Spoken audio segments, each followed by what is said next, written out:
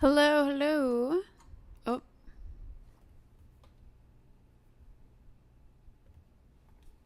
Hi.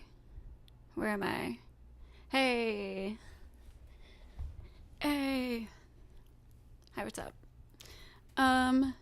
Welcome back to my live stream. My name is Ghosty. Ghosty is spelled with a 6 and 2 I's at the end.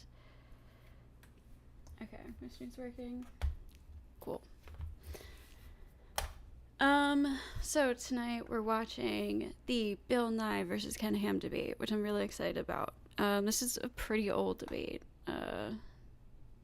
Shit. I'm gonna ruin everything. Has 10 million views and it's from 10 years ago. So there's that.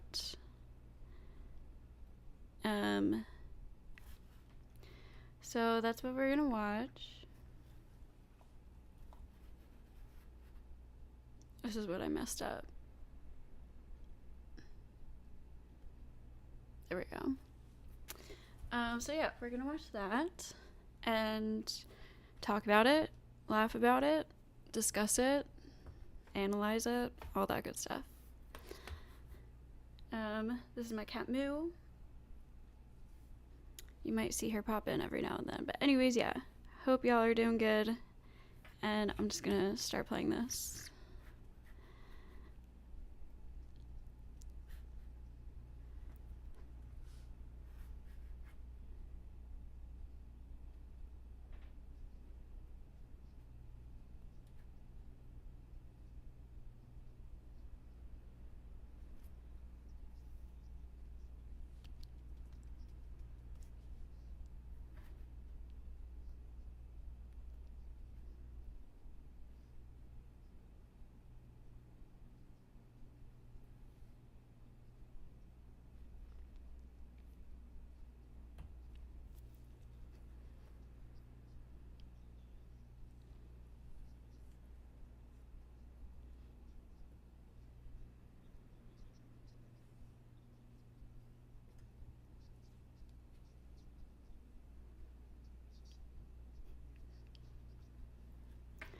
I love Bill Nye the Science Guy. Oh.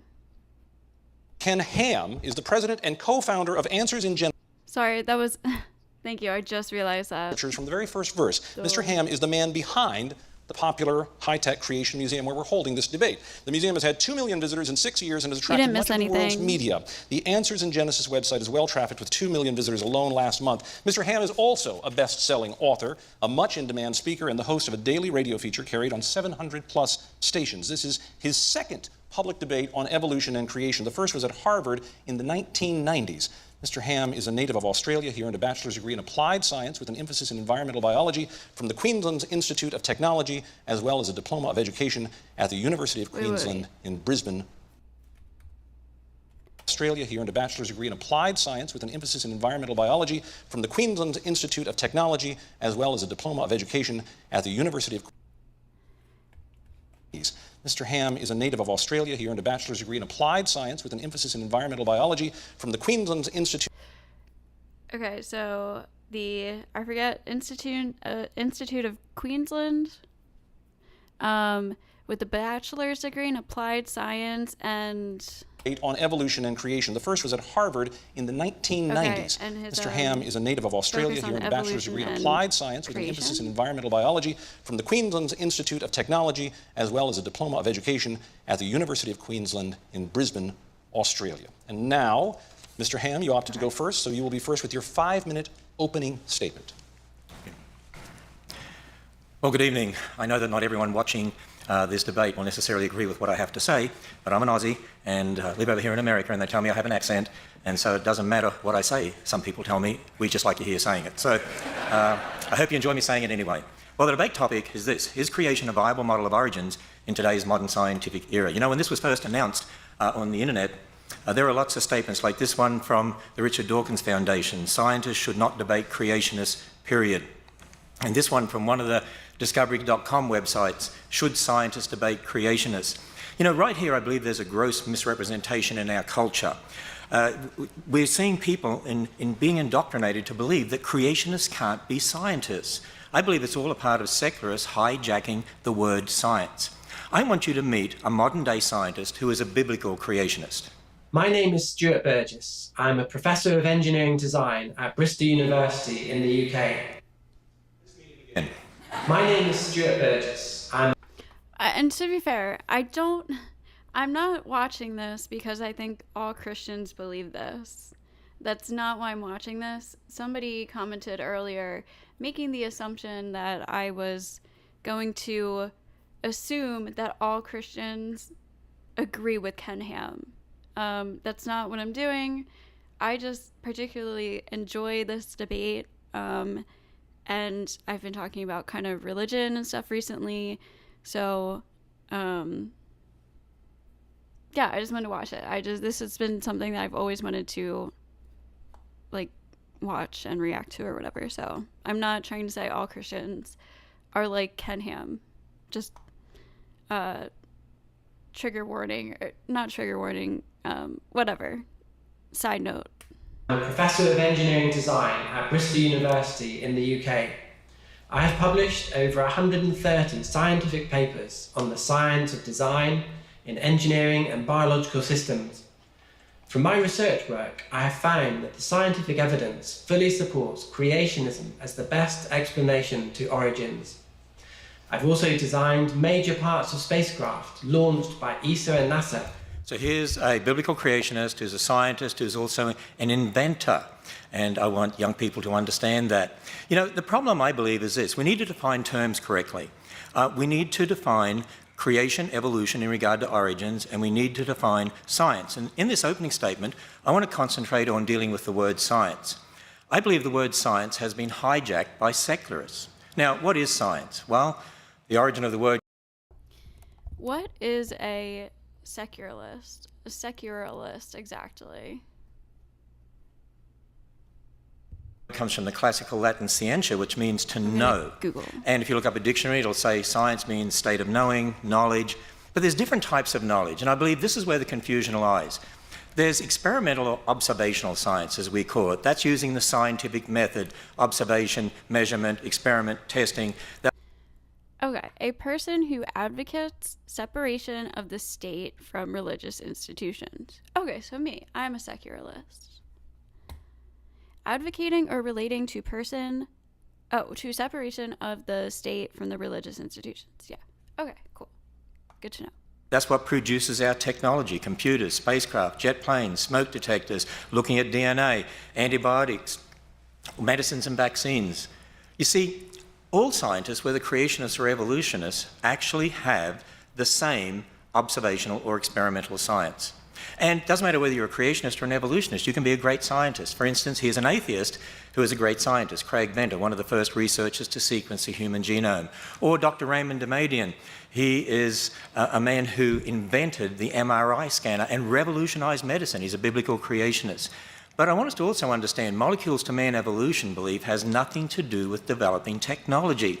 You see, when we're talking about origins, we're talking about the past. We're talking about our origins. We weren't there. You can't observe that, whether it's molecules to man evolution or whether it's a creation account. When you're talking about the past, we like to call that origins or historical science, knowledge concerning the past. Here at the Creation Museum, we make no apology about the fact that our origins or historical science actually is based upon the biblical account of origins. Now, when you research science textbooks being used in public schools, what we found is this. By and large, the origins or historical science is based upon man's ideas about the past, for instance, the ideas of Darwin. And our research has found that public school textbooks are using the same word science for observational science and historical science. They arbitrarily define science as naturalism and outlaw the supernatural. They present molecules to man evolution as fact. They are imposing, I believe, the religion of naturalism or atheism on generations of students. You see, I assert that the word science has been hijacked by secularists in teaching evolution to force the religion of naturalism on generations of kids. Secular evolutionists teach that all life developed by natural processes from some primordial form, that man is just an evolved animal, which has great bearing on how we view life and death. For instance, as Bill states, it's very hard to accept for many of us that when you die, it's over. But you see, the Bible gives a totally different account of origins, of who we are, where we came from, the meaning of life and our future.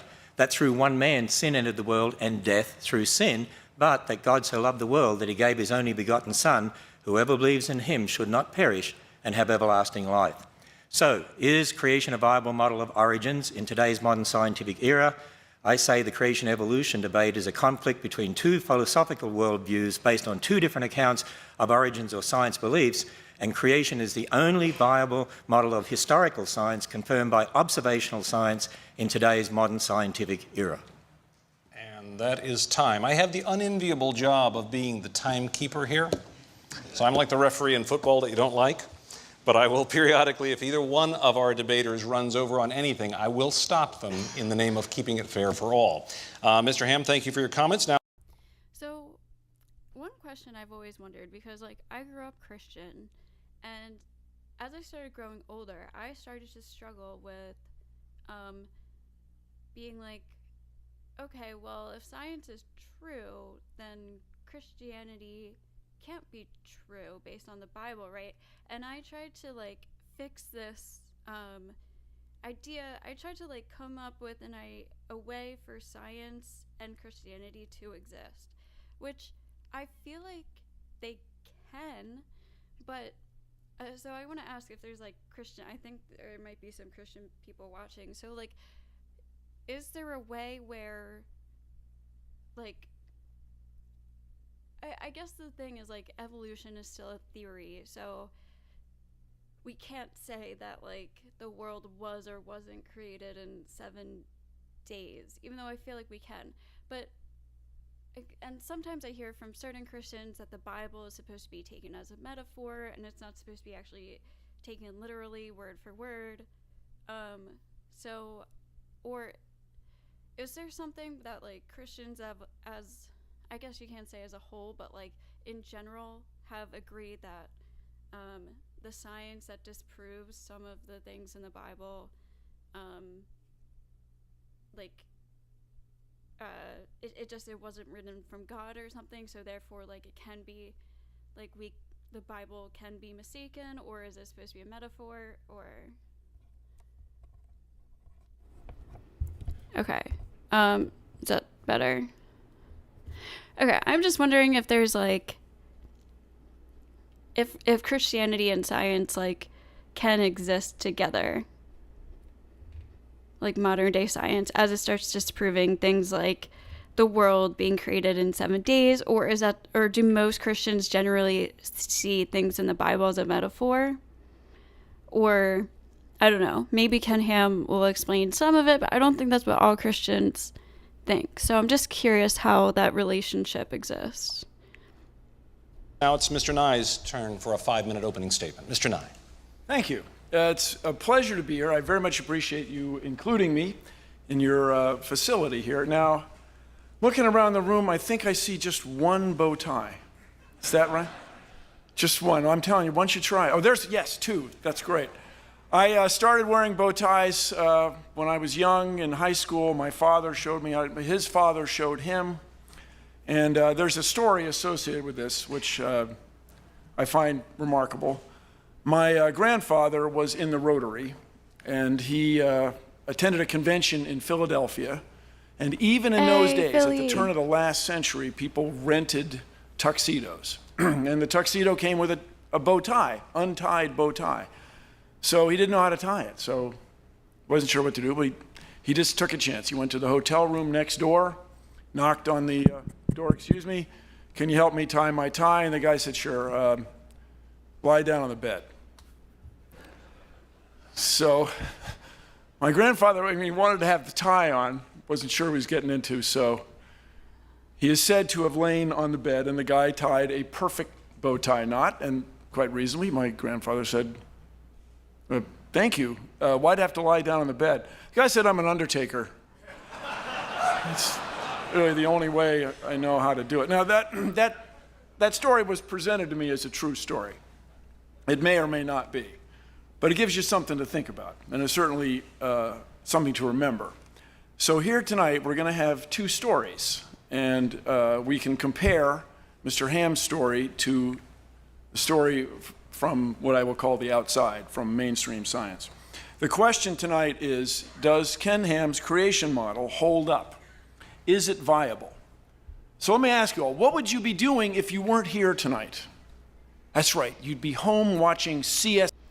Wait, okay, so Harry said the Bible is divinely inspired. There are things that are meant to be literal and things that are metaphorical and rich in symbolism. The Big Bang Theory, for instance, is consistent with the Bible.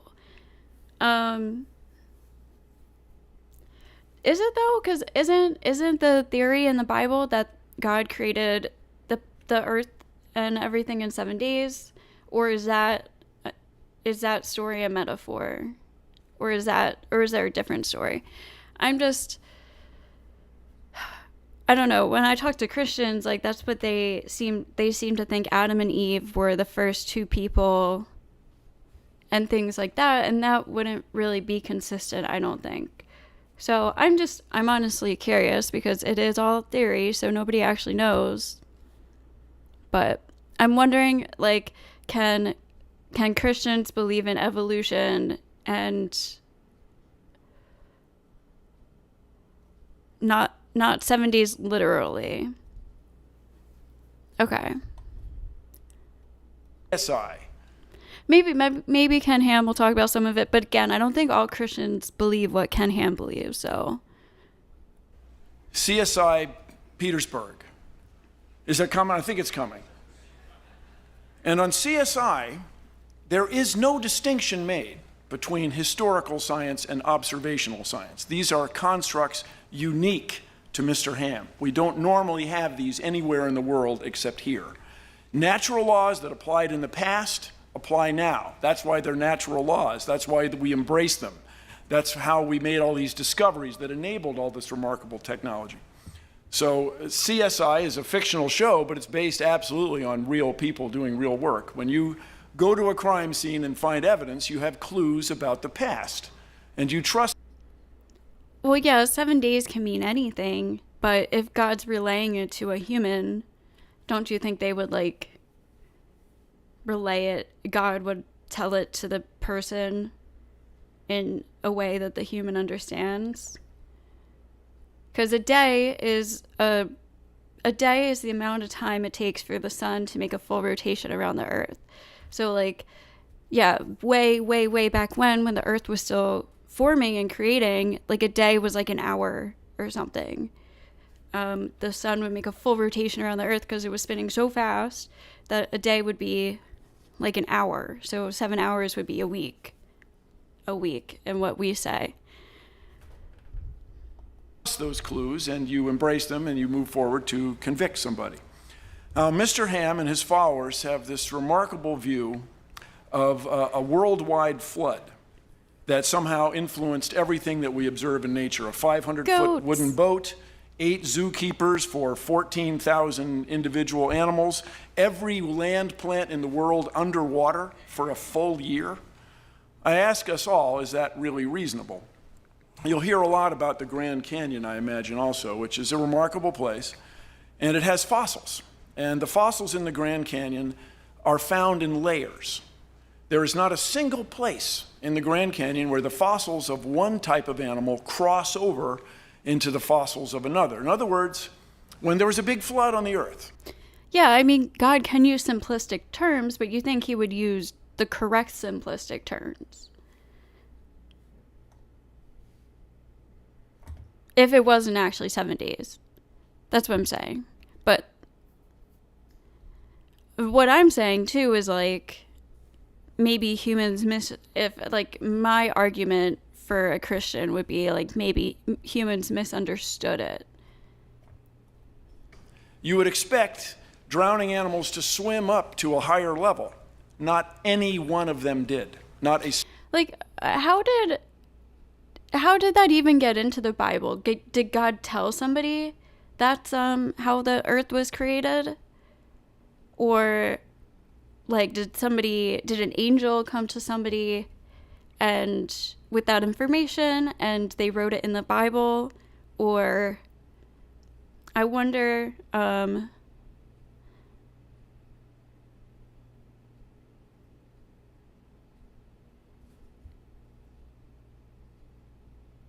well, the Earth can't have any days if it's not created yet.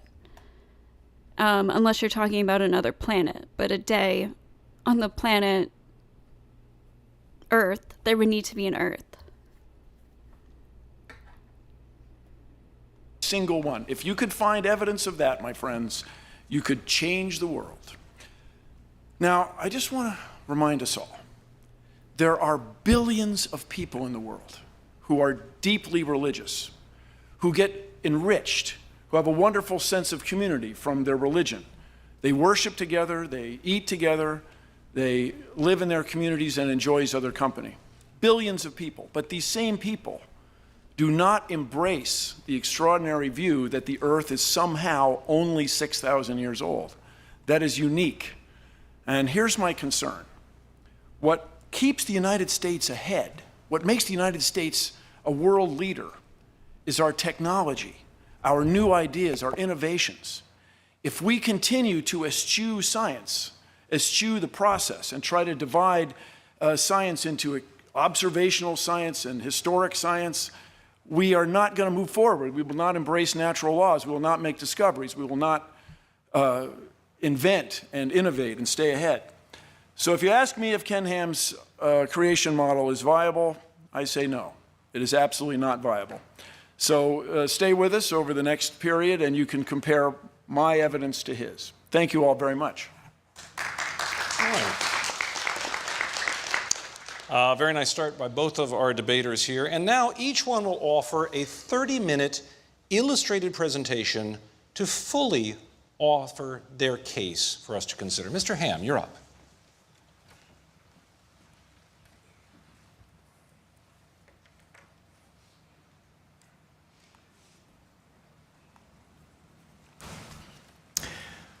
Well, the debate topic was, is creation a viable model of origins in today's modern scientific era?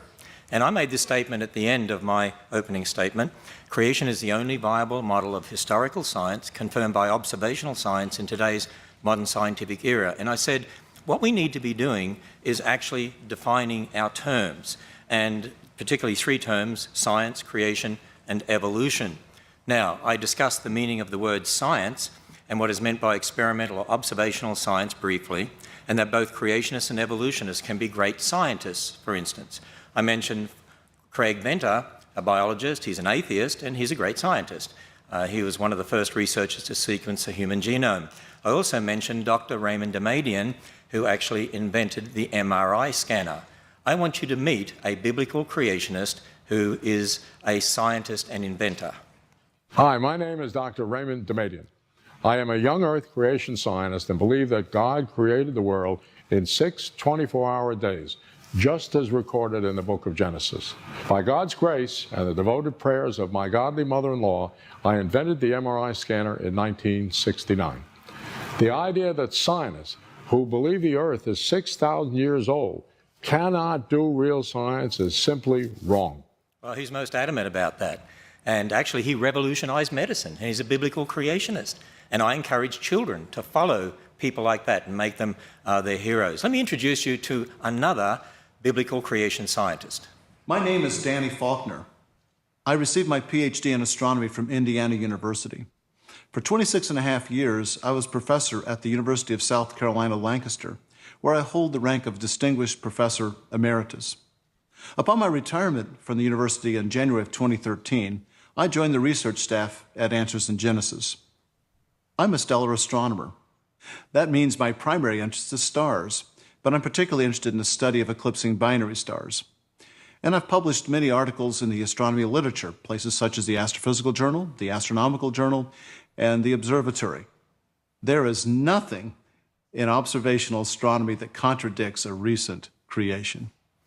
I also mentioned Dr. Stuart Burgess, Professor of Engineering Design at Bristol University in England. Now, he designed a double-action worm gear set for the 3 hinges of the robotic arm on a very expensive satellite. And if that had not worked, if that gear set had not worked, that whole satellite would have been useless. Yet Dr. Burgess is a biblical creationist who believes just as I believe. Now, think about this for a moment. Are scientists like Dr. Burgess, who believe in creation just as I do, a small minority in the scientific world? But let's see what he says about scientists believing in creation. I find that many of my colleagues in academia are sympathetic to the creationist viewpoint, including biologists. However, they are often afraid to speak out because of the criticisms they would get from the media and atheist lobby. I agree, that's a real problem today. We need to have freedom to be able to speak on these topics. You know, I just want to say, by the way, that creation... What freedom don't they have? Like, are they talking about freedom to teach this in school? Yeah, non-Christian scientists, I should say, non-Christian scientists are really borrowing from the Christian worldview anyway to carry out their experimental or observational science. Think about it. When they're doing observational science using the scientific method, they have to assume the laws of logic, they have to assume the laws of nature, they have to assume the uniformity of nature. I mean, think about it. If the universe came about by natural processes, where'd the laws of logic come from? Did they just pop into existence? Are we in a stage now where we only have half logic? So you see, I have a question for Bill. Potentially. Yeah. That's totally potential. That's like, if anything, probably 100% true. Hold on.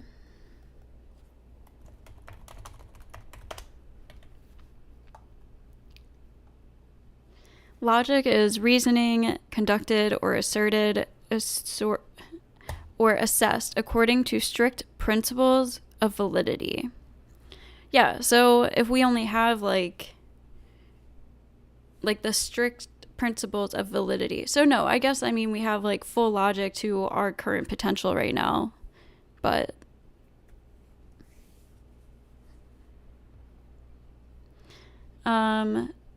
there is a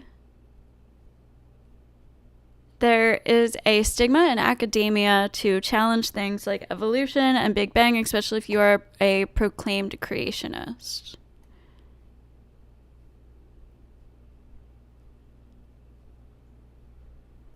Bill Nye, how do you account for the laws of logic and the laws of nature from a naturalistic worldview that excludes the existence of God?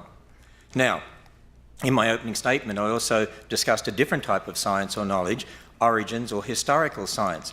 See, again, there's a confusion here. The laws of... Now, naturalistic worldview, how do you account for the laws of logic and the laws of nature from a naturalistic worldview that excludes the existence of God?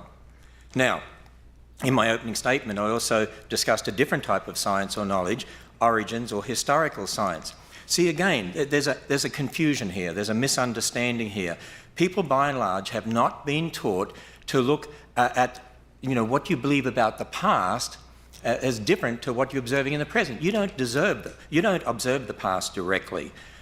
Even when you think about the creation account, I mean, we can't observe God creating, we can't observe the creation of Adam and Eve. We admit that. We're willing to admit our beliefs about the past. But see, what you see in the present is very different. Even some public school textbooks, actually, well, they sort of acknowledge the difference between historical and observational science.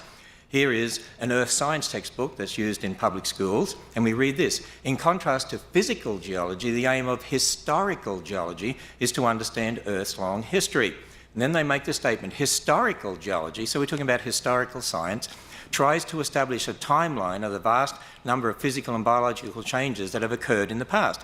We study physical geology before historical geology because we first must understand how Earth works before we try to unravel its past. In other words, we observe things in the present and then, okay, we're assuming that that's always happened in the past and we're going to try and figure out how this happened. See, there is a difference between what you observe and what happened in the past. Let me illustrate it this way. If Bill Nye and I went to the Grand Canyon, we could agree that that's a Coconino sandstone in the Hermit Shale, and there's the boundary. They're sitting one on top of the other. We could agree on that. But do you know what we would disagree on? I mean, we could even analyse the minerals and agree on that. How long it took to get there? But we would disagree on how long it took to get there. But see, none of us saw the sandstone or the shale being laid down. There's a supposed 10 million year gap there. but I don't see a gap. But that might be different to what Bill Nye would see. But see, there's a difference between what you actually observe directly and then your interpretation in regard to the past. When I was at the Goddard Space Centre a number of years ago, I met creationists and evolutionists who were both working on the Hubble telescope. They agreed on how to build the Hubble telescope. You know what they disagreed on? Well, they disagreed on how to interpret the data the telescope obtained in regard to the age of the universe. And, you know, we could go on and talk about lots of other similar sorts of things. For instance, I've heard Bill Nye talk about how a smoke detector works using the radioactive element americium. And you know what? I totally agree with him on that. We agree how it works. We agree how radioactivity enables that to work. But if you're then going to use radioactive elements and talk about the age of the Earth, you've got a problem because you weren't there. We've got to understand parent elements, daughter elements, and so on. We could agree whether you're a creationist or evolutionist on the technology to put the rover on Mars, but we're going to disagree on how to interpret the origin of Mars. I mean, there are some people that believe there was even a global flood on Mars and there's no liquid water on Mars.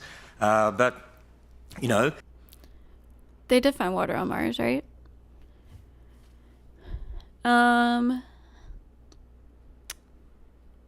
Genesis 1 is what I am doing my work on the priesthood for, so I always find these debates interesting. I do too. I love talking about this stuff. We're going to disagree maybe on our interpretation of origins, and you can't prove either way because, not from an observational science perspective, because we've only got the present. Creationists and evolutionists both work on medicines and vaccines. You see, it doesn't matter whether you're a creationist or an evolutionist, all scientists have the same experimental or observational science. So I have a question for Bill Nye. Can you name one piece of technology that could only have been developed starting with a belief in molecules to man evolution? Now, here's another important fact. Creationists and evolutionists... Activity and... Fuck. I want to hear his answer to that. Hold on. Where were we? Shit, I didn't mean to do that.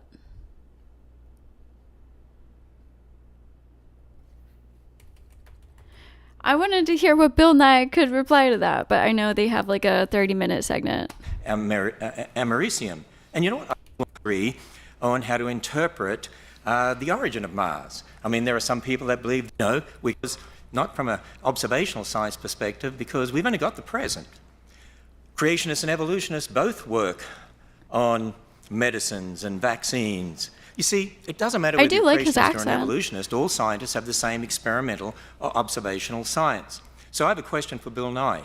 Can you name one piece of technology that could only have been developed starting with a belief in molecules to man evolution?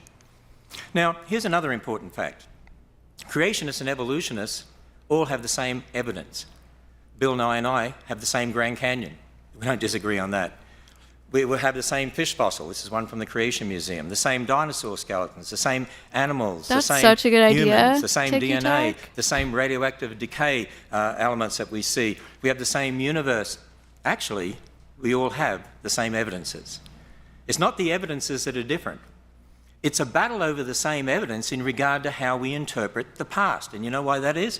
Because it's really a battle over worldviews and starting points. It's a battle over philosophical worldviews and starting points, but the same evidence. Now, I admit my starting point is that God is the ultimate authority. But if someone doesn't accept that, then man has to be the ultimate authority. And that's really the difference. I still think the cosmologic argument, namely fine-tuning and the rational intelligibility of our universe, is perhaps the strongest argument for a creator. Fine-tuning and rational intelligence. I don't know that argument, but I like to hear it. When it comes down to it. You see, I've been emphasizing the difference between historical origin science, knowledge about the past when you weren't there, and we need to understand that we weren't there. Or experimental or observational science, using your five senses in the present, the scientific method, what you can directly observe, test, repeat. There's a big difference between those two. And that's not what's being taught in our public schools, and that's why kids aren't being taught to think critically and correctly about the origins issue. A cosmological argument in nature theology is an argument which claims that the existence of God can be inferred from facts concerning causation, explanation, change, motion, contingency, dependency, or finitude with finitude with respect to the universe or some totality of objects.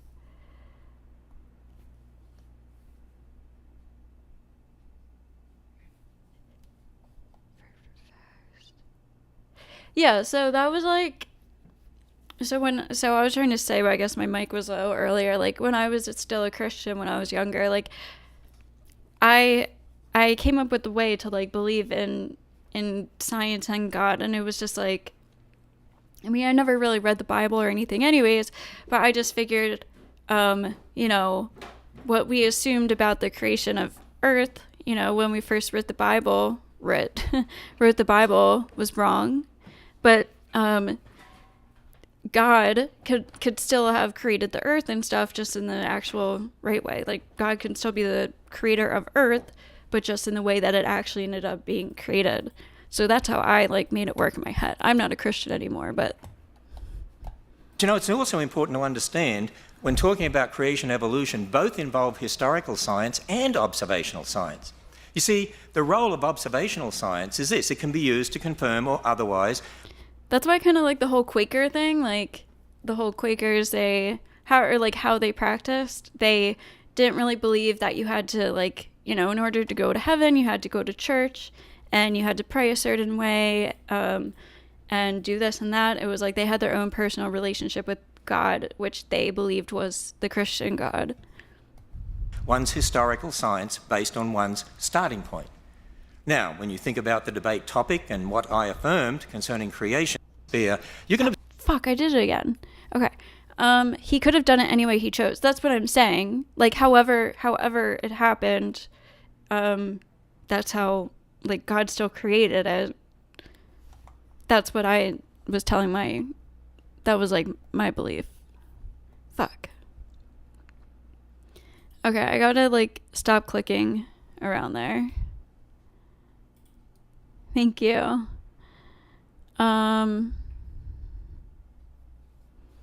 What did we see? Were we here yet? Science, and I'm going to say, wait a minute. Actually, the creation model here, based upon the Bible, then there should be predictions from this that we can test using observational science. And there are. For instance, based on the Bible, we'd expect to find evidence confirming an intelligence produce life. We'd expect to find evidence confirming after their kind. The Bible says God made kinds of animals and plants after their kind, implying each kind produces its own, not that one kind changes into another. You'd expect to find evidence confirming a global flood of Noah's day, evidence confirming one race of humans, because we all go back to Adam and Eve. Biologically, that would mean there's one race. Evidence confirming the Tower of Babel, that God gave different languages. Evidence confirming a young universe. Now, I can't go through all of those, but a couple of them we'll look at briefly. After their kind, evidence confirming that. In the Creation Museum, we have a display featuring replicas, actually, of Darwin's finches. They're called Darwin's finches. We're going to go through that too tomorrow. I'm going to stream again, and we're going to watch the portion of this where Bill Nye walks through Ken Ham's creationist museum that he built. And we're going to watch that too. Darwin collected finches from the Galapagos and took them back to England, and we see the different species, the different beak sizes here. And you know, from the specimens that Darwin obtained in the Galapagos, he actually pondered these things and how do you explain this? And in his notes, actually, he came up with this diagram. Would you say you're still inclined towards some type of deism, Jayne, a creator who put everything into motion but isn't necessarily a personal God? Yeah, like I don't even know if it's something that put it into motion, but I think the motion, the fact that it is emotion, is something that I would consider a creator that I think has some sort of intelligence, but it's not like a human, it's not like a person, it doesn't have like a personality or like a body or anything like that, but it's just the system that runs everything. And I think it might have some kind of like, not like a power, but it's like purpose. Like purpose to keep that's what the life force is. Like that's what keeps everything wanting to live and procreate and progress and grow and evolve. There's some kind of like force. It's like a force, I guess. Diagram here, a tree. And he actually said, I think. So he was talking about different species, and maybe those species came from some common ancestor. Actually, but then as far as like gods, like if you want to say God is a creator, like I would go as far as saying like the sun is a god, gravity is a god, like atoms, or like the forces that give us life technically are our creators. Like that's what I would see, but that's not like God to me. But those are the powers that, yeah. Actually, when it comes to finches, we actually would agree as creationists that different finch species came from a common ancestor, but a finch is what they would have to come from. But you see, Darwin wasn't just thinking about species. Darwin had a much bigger picture in mind. When you look at The Origin of Species and read that book, you'll find he made this statement: from such low and intermediate form, both animals and plants may have been developed, and if we admit this, we must likewise admit that all organic beings which have ever lived on this earth may be descended from some one primordial form. So he had in mind what we today know as an evolutionary tree of life, that all life has arisen from some primordial form. Now, when you consider the classification system, kingdom, phylum, class, order, family, genus, species, we would say, as creationists, and we have many creation scientists who've researched this, and for lots of reasons, I would say the kind in Genesis 1 really is more at the family level of classification. For instance, there's one dog kind, there's one cat kind, even though you have different genera, different species. That would mean, by the way, you didn't need anywhere near the number of animals on the ark as people think. You wouldn't need all the species of dogs, just 2, not all the species of cats, just 2. And you see, based on the biblical account there in Genesis 1, creationists have drawn up what they believe is a creation orchard. In other words, they're saying, look, there's great variation in the genetics of dogs and finches and so on. And so over time, particularly after Noah's flood, you'd expect, if there were 2 dogs, for instance, you could end up with different species of dogs, because there's an incredible amount of variability in the genes of any creature. And so you'd expect these different species up here, but there's limits. Dogs will always be dogs, finches will always be finches. Now, as a creationist, I maintain that observational science actually confirms this model based on the Bible. For instance, take dogs. Okay, in a scientific paper dated January 2014, that's this year. And they found that genetics are secondary to purpose. If the genes are shut off that do a task that purpose is needed, purpose finds a new pathway to do the same thing. Yeah, that's what that would be like the life force, right? Like life finds a way. Scientists working at the University of California stated this: we provide several lines of evidence supporting a single origin for dogs and disfavoring alternative models in which dog lineages arise separately from geographically distinct wolf populations. And they put this diagram in the paper. By the way, that diagram is very, very similar to this diagram that creationists proposed based upon the creation account in Genesis. In other words, you have a common dog ancestor that gives rise to the different species of dogs, and that's exactly what we're saying here. Now, in the Creation Museum, we actually show the finches here, and you can see the finches with their different beaks beside dog skulls, different species of dogs. By the way, there's more variation in the dog skulls here than there are in these finches.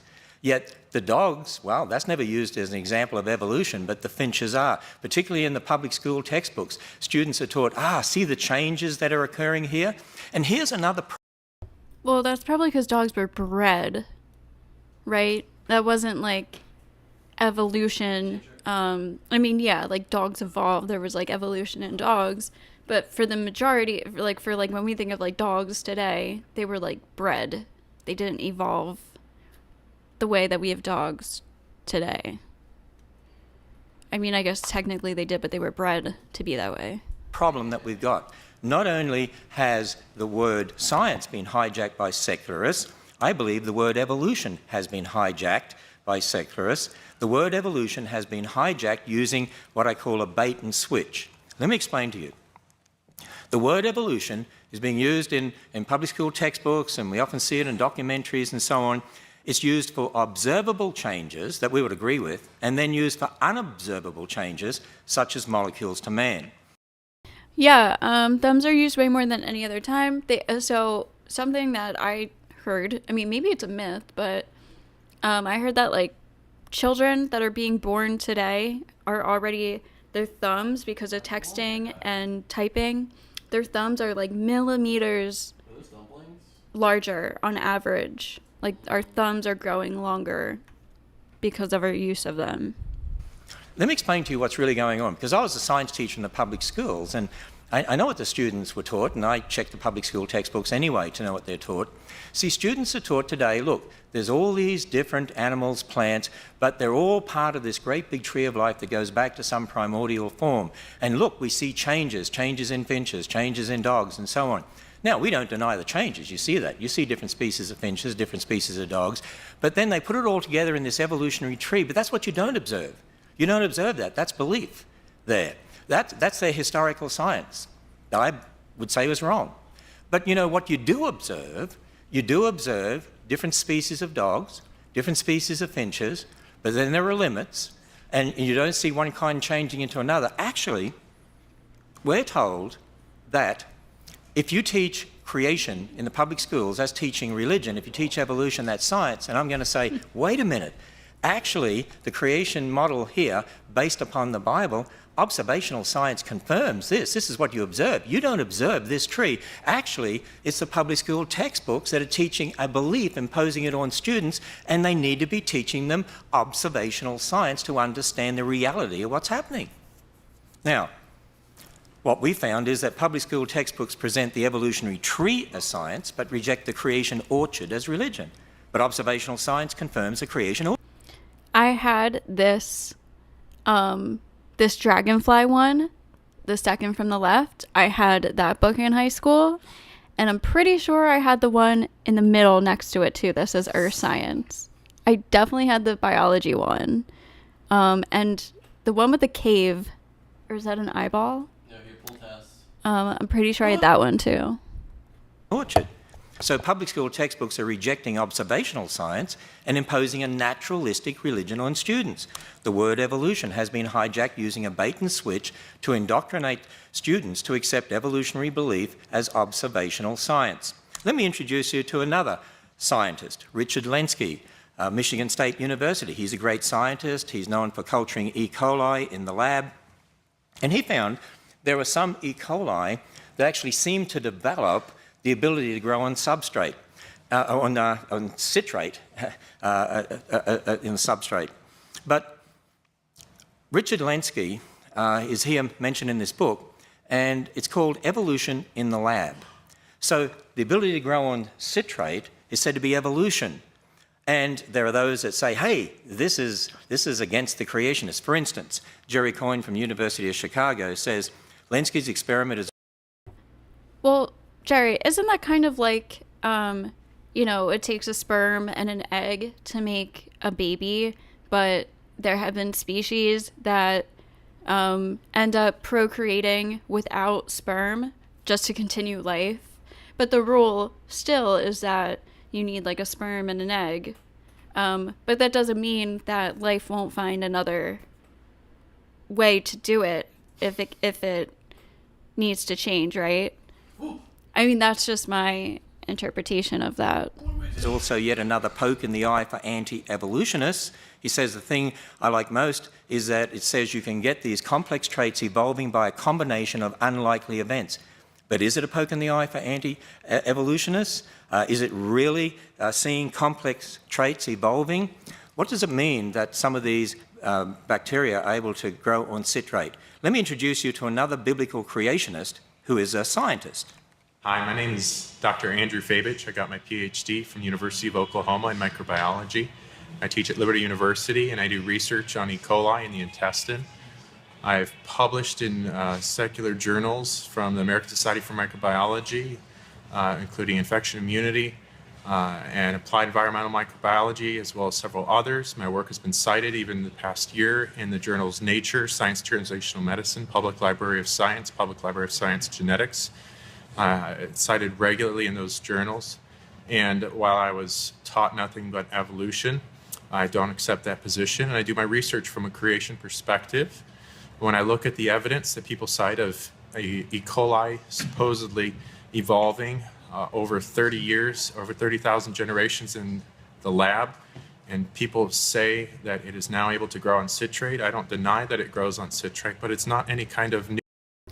So, yes, but... Okay, so Jerry said yes, but we die if that was us, because that would be breaking the mold barrier. But yes, purpose appears supreme over genes, which is kind of staggering that the body absent the mind still understands purpose.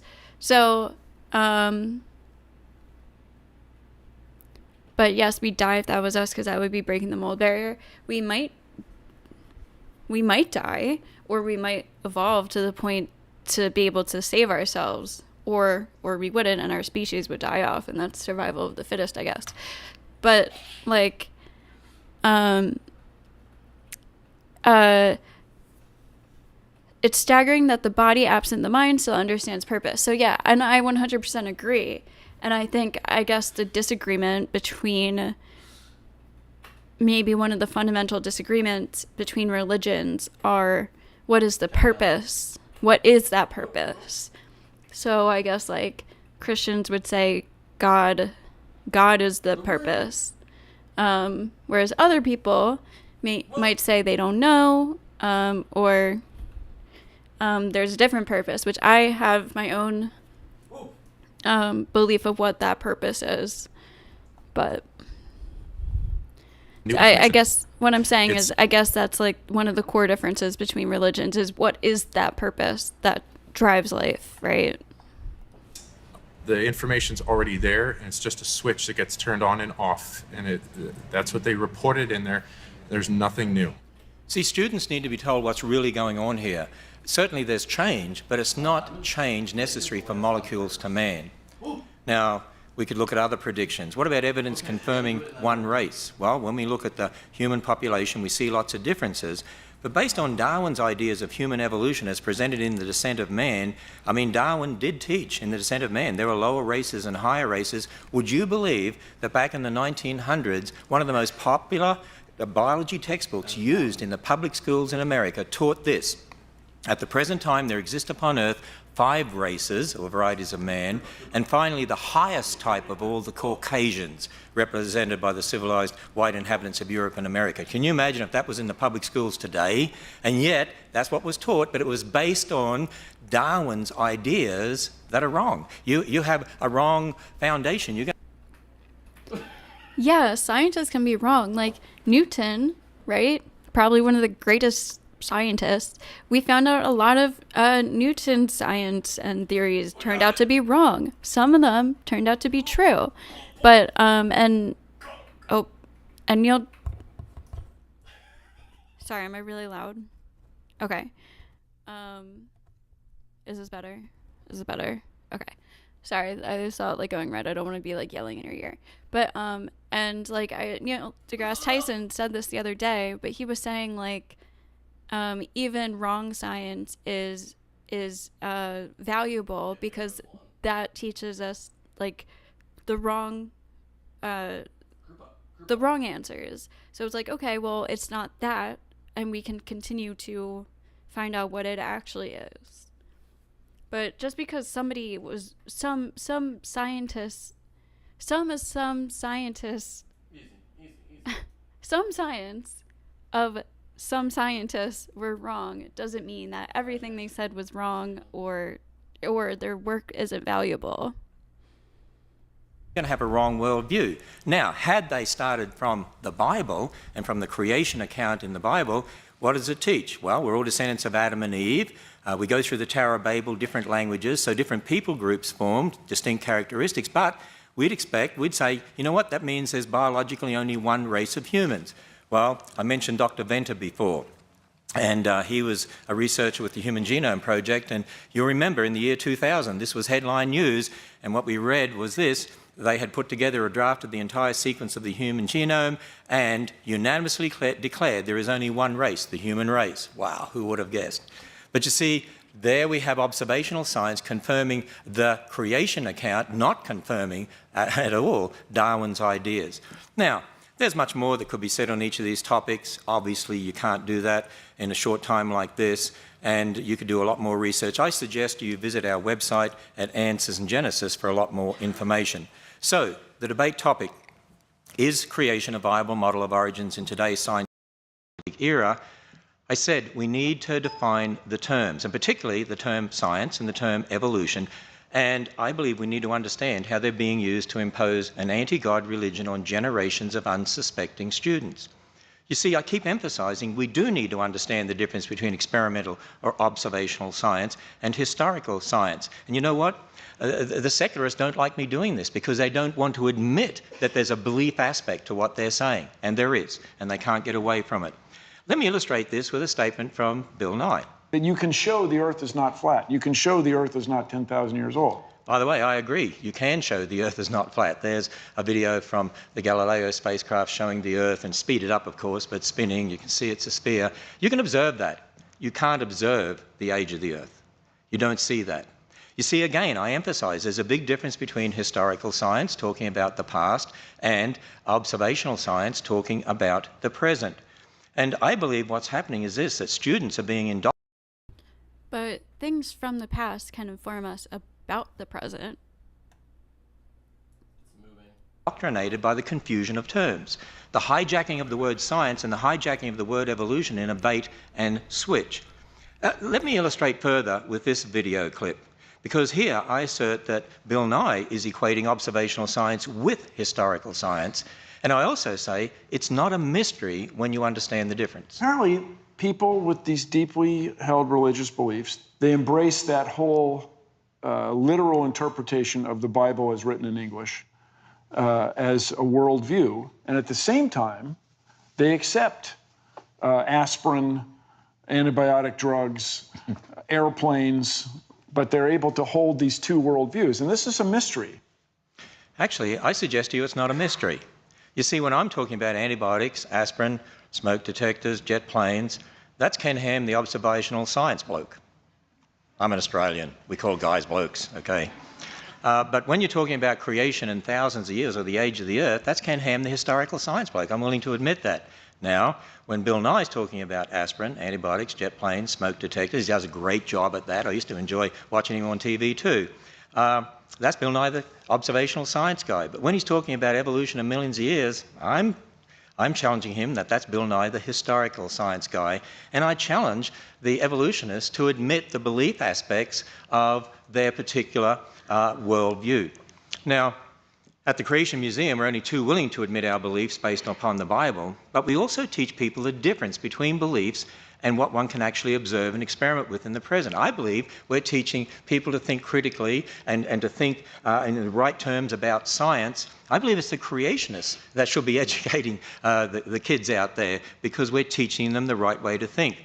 You know, we admit our origins of historical science is based upon the Bible, but I'm just challenging evolutionists to admit the belief aspects of evolution and be upfront about the difference here. As I said, I'm only too willing to admit my historical science based on the Bible. And let me further go on and define the term creation as we use it. By creation, we mean, here at Answers in Genesis and the Creation Museum, we mean the account based on the Bible. Yes, I take Genesis as literal history, as Jesus did. And here at the Creation Museum, we walk people through that history. We walk them through creation, a perfect...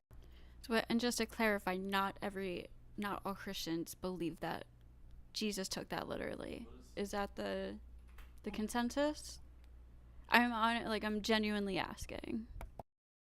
The creation, God made Adam and Eve, land animal. And yeah, while we're on this, if anybody has any other debates that are similar to this that you think would be a better debate between an evolutionist, I don't know, somebody who believes in like Bill Nye Science versus like the young Earth creationists or just whatever other types of Christian theology, you can suggest it.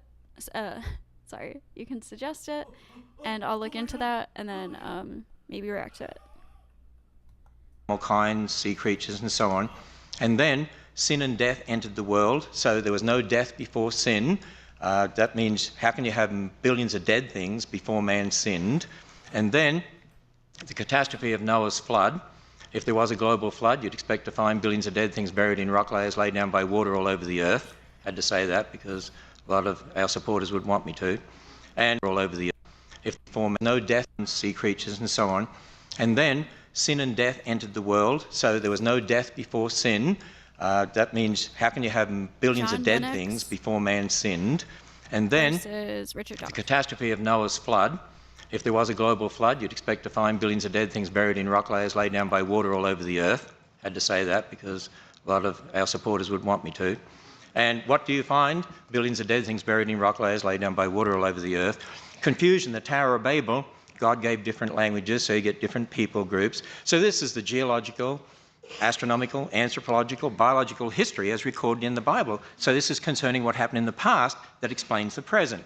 And then, of course, that God's Son stepped into history to be Jesus Christ, the God-man, to die on the cross, be raised from the dead, and one day there's going to be a new heavens and a new earth to come. And, not only is this an understanding of history to explain the geology, biology, astronomy, and so on to connect the present to the past, but it's also a foundation for our whole worldview. For instance, in Matthew 19, when Jesus was asked about marriage, he said, "Have you not read? He which made the beginning made them male and female, and said, for this cause shall a man leave his father and mother and be joined to his wife, and they'll be one flesh." He quoted from Genesis as literal history, Genesis 1 and 2.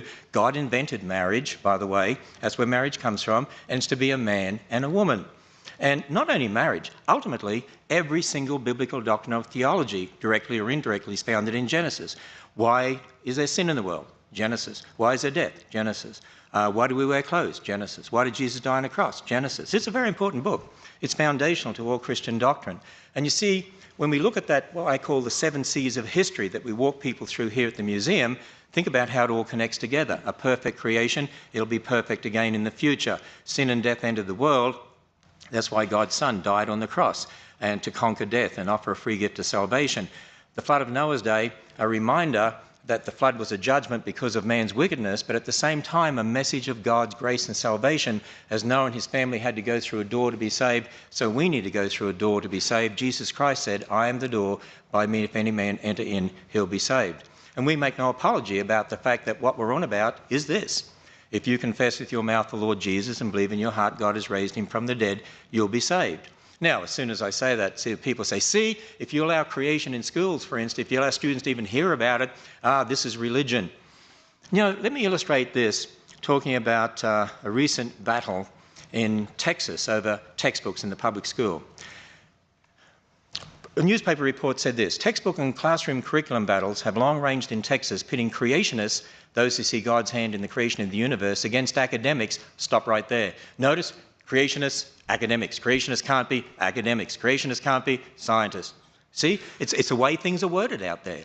It's an indoctrination that's going on, who worry about religious and political ideology trumping scientific fact. Wait a minute, what do they mean by science? You're talking about what you observe, or you're talking about your beliefs about the past? Now, Kathy Miller is the president of the Texas Freedom Network, and she's vocally spoken out. She's spoken out about this textbook battle there in Texas. And the mission statement of the organisation she's president of says, the Texas Freedom Network advances a mainstream agenda of religious freedom and individual liberties to counter the religious right. Religious freedom, individual liberties. And then she makes this statement: science education, what does she mean by science, should be based on mainstream science education, not on personal ideological beliefs of unqualified reviewers. Wait a minute, they want religious liberty and not personal ideological beliefs? I assert this. Public school textbooks are using the same word science for observational and historical science. They arbitrarily define science as naturalism and outlaw the supernatural. They present molecules to man evolution as fact, and they're imposing the religion of naturalism on generations of students. They're imposing their ideology on the students, that everything's explained by natural processes. That is a religion. What does she mean by religious liberty? They tolerate their religion. See, the battle is really about authority. It's more than just science or evolution or creation. It's about who is the authority in this world, man or God. If you start with naturalism, then what about morals? Who decides right and wrong? Well, it's subjective. Marriage, well, whatever you want it to be. Get rid of old people. I mean, why not? I mean, they're just animals. They're costing us a lot of money. Abortion, get rid of spare cats, get rid of spare kids. We're all animals. But if you start from God's word, there are moral absolutes. God decides right and wrong. Marriage, one man and one. Okay, wait, sorry, hold on. Okay, so I was writing down some of these that you gave me. I have John Lennox versus Richard Dawkins, and then somebody suggested earlier the Great Debate with Ham and Dr. Walters Kaiser or something. William Lane Craig versus Christopher Hitchens, and then James Tuah, and then somebody put in a YouTube comment section something else too. But hold on, I'm gonna go back like a minute or two because I want to hear what he is saying right now. Public school textbooks are using the same word science for observational history. They are arbitrarily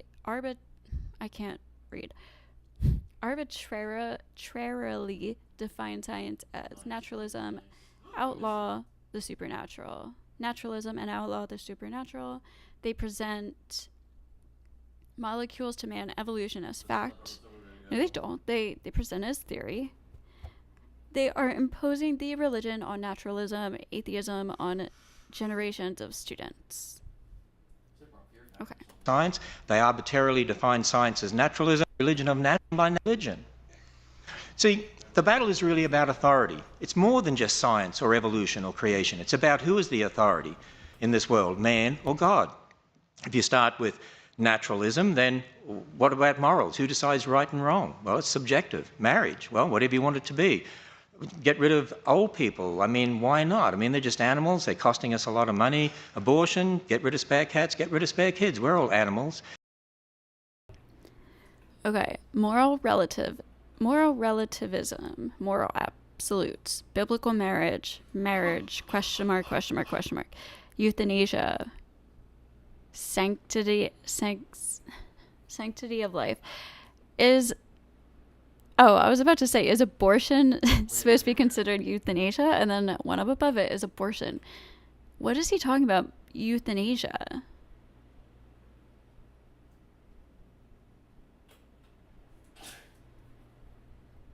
But if you start from God's word, there are moral absolutes. God decides right and wrong. Marriage, one man and one woman. Sanctity of life. We care for old people. They're made in the image of God. Life begins at fertilization, so abortion is killing a human being. We do see the collapse of Christian morality in our culture and increasing moral relativism because generations of kids are being taught the religion of naturalism and that the Bible can't be trusted. And so again I say, creation is the only viable model of historical science confirmed by observational science in today's modern scientific era. You know what? I'm a science teacher. I want to see kids taught science. I love science. I want to see more Dr. Damadians in the world. You know, if we teach them the whole universe is a result of natural processes and not designed by a creator God, they might be looking in the wrong places or have the wrong idea when they're looking at the creation in regard to how you develop technology, because if they look on it as just random processes, that could totally influence the way they think. If they understand it was a perfect world marred by sin, that could have a great effect on how they then look for overcoming diseases and problems in the world. I want children to be taught the right foundation, that there's a God who created them, who loves them, who died on the cross for them, and that they're special. They're made in the image of God. Very good. Thank you, Mr. Ham. We can applaud Mr. Ham's presentation.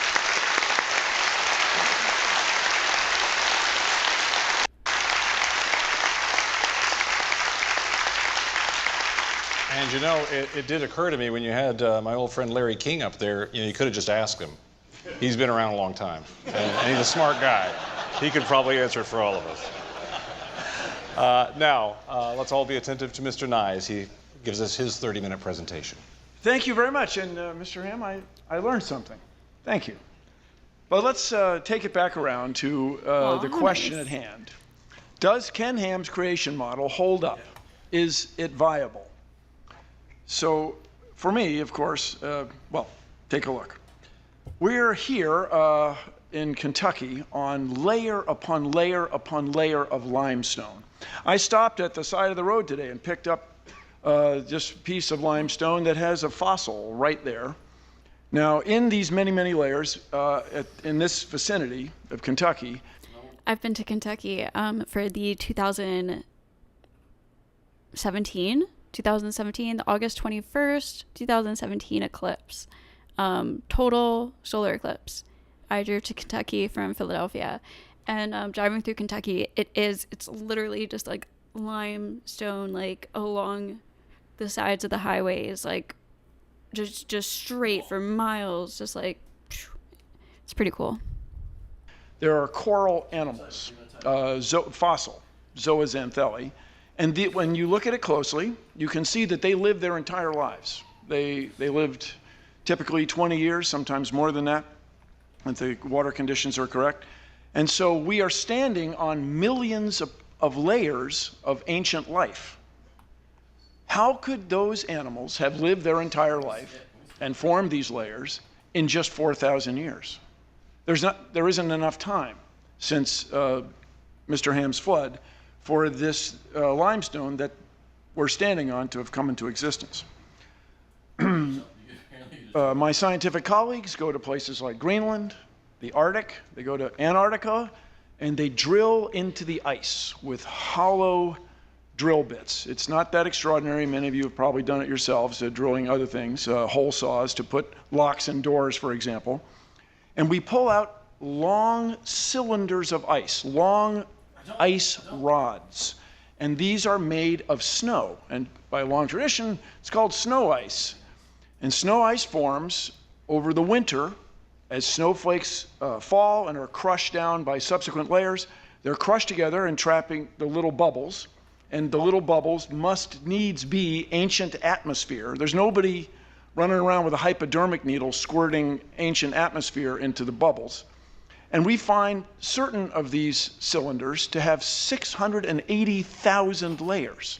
680,000 snow, winter, summer cycles. How could it be that just 4,000 years ago, all of this ice formed? Let's just run some numbers. This is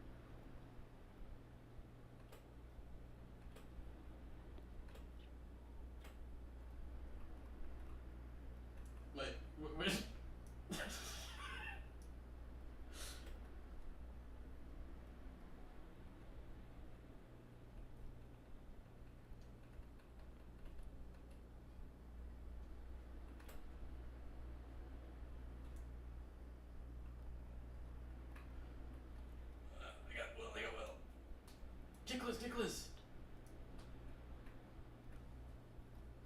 Yo, when you hit E, it turns you into an anchor. By the way, E, when you pull it, like it just locks you in.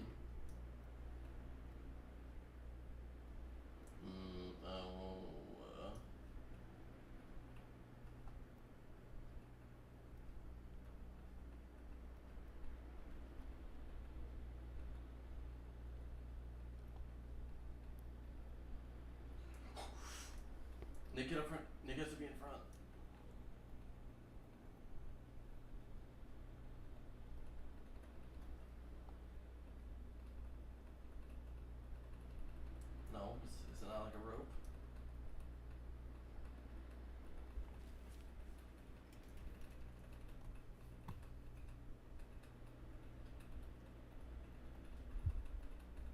think I'd rather lose in CS. Oh, that's nice.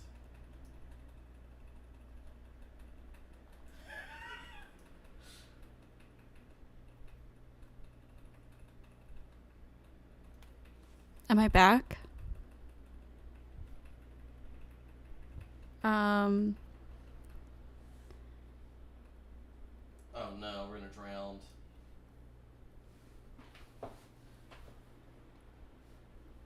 Wait. I had to fix my V. Um. I don't like this at all. Hey. 100%. Oh.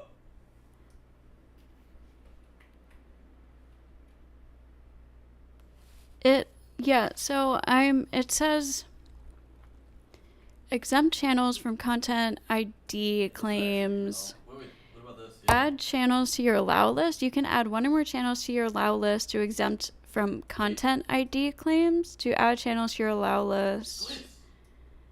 After you add channels to your allow list, content ID won't claim any videos uploaded to those channels going forward, but any existing claims made before adding them to your allow list won't be automatically released. Okay, but I click on the link and it like doesn't come up. So hold on, let me. Keep puppy dogging it.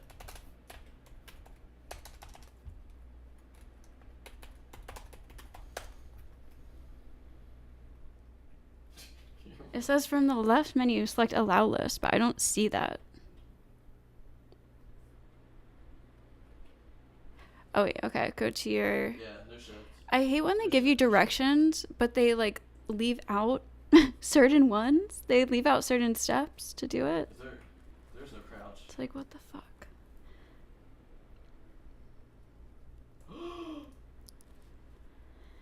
I know.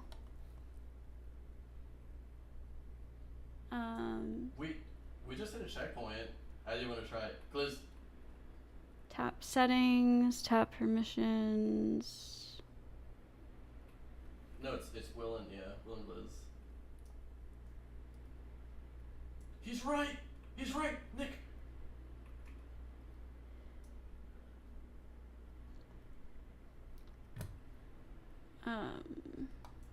Trust fall.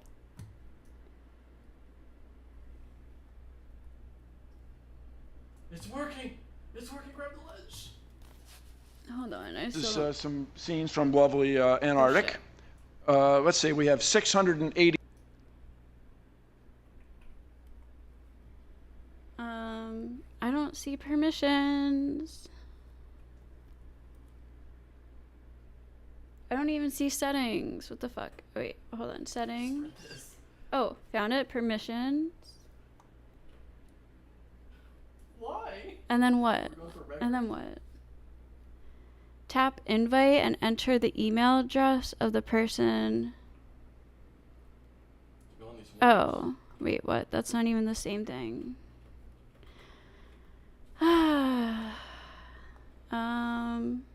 don't know. Should I just keep playing it?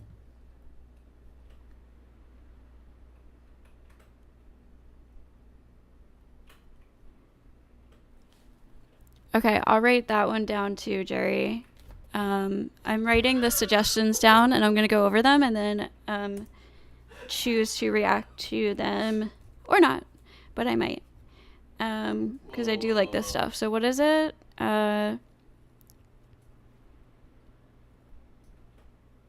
Oh, you gave me the...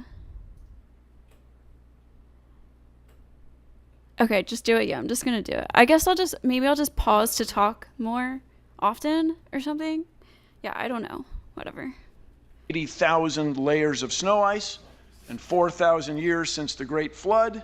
That would mean we'd need 170 winter-summer cycles every year for the last 4,000 years. I mean, wouldn't someone have noticed that? Wow. Wouldn't someone have noticed that there's been winter, summer 170 times one year? If we go to California, we find enormous stands of bristlecone pines. Some of them force and find certain of these cylinders in the ancient atmosphere. There's nobody, and these are made of snow. And by longer, as snowflakes fall and are crushed down by subsequent layers, they're crushed together and trapping the little bubbles. And okay, got it. I did write that one down. Ham, Walter Kaiser, and it's called the Great Debate or the Genesis Debate. Okay, I'll change it to Genesis Debate. I think you said it was the Great Debate earlier. It might have been a typo. But I have Ham and Dr. Walter Kaiser. Genesis Debate. All right, so yeah. It's on my list. The little bubbles must needs be ancient atmosphere. There's nobody running around with a hypodermic needle squirting ancient atmosphere into the bubbles. And we find certain of these cylinders to have 680,000 layers. 680,000 snow, winter, summer cycles. How could it winter, summer cycles be that just 4,000 years ago, all of this ice formed? Let's just run some numbers.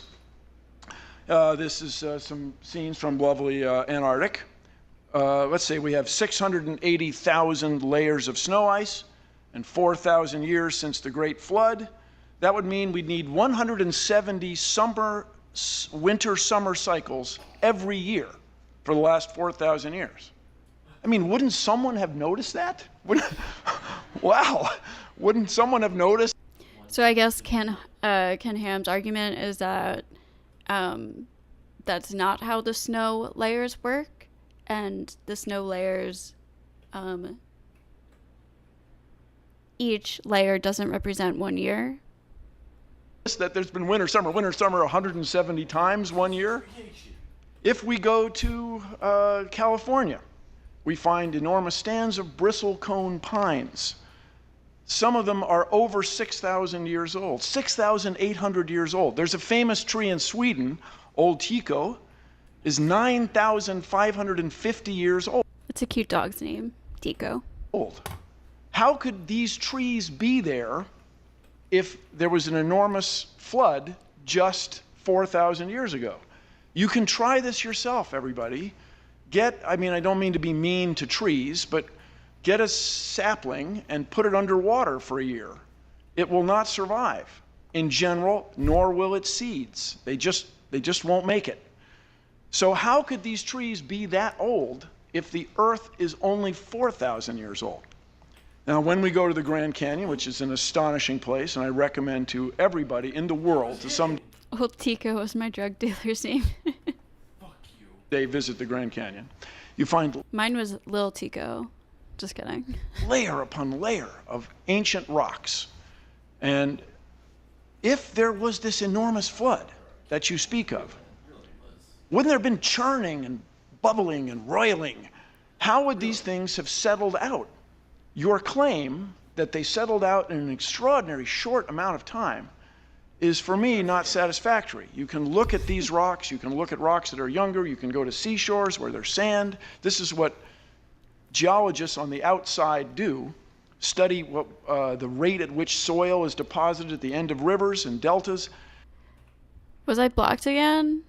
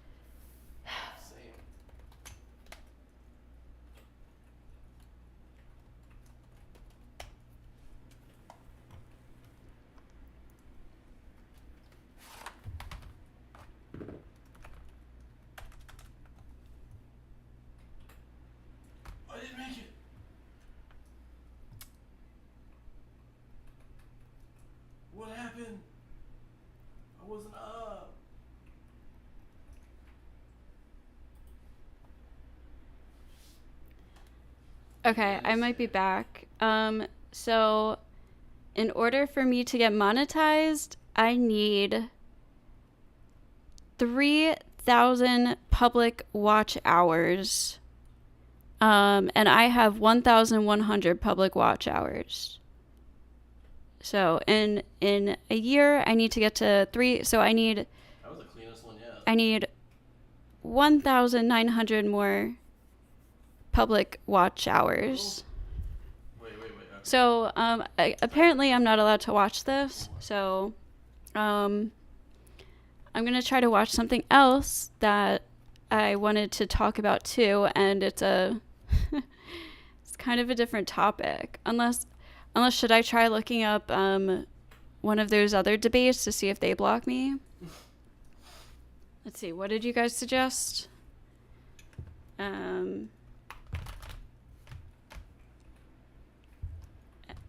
did not like that. Do Bill? I'm not good at Australian accents. I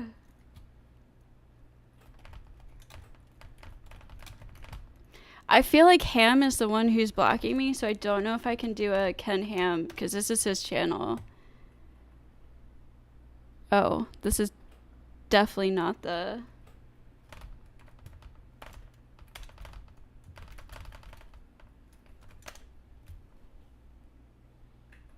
I got him.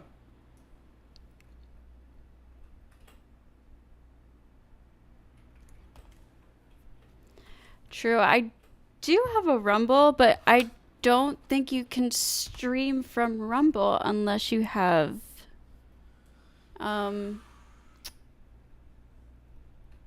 hold on, or wait, no, you can stream from Rumble. What is it though? Yeah.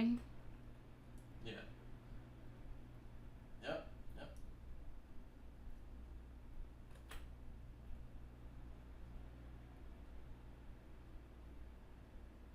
Ooh.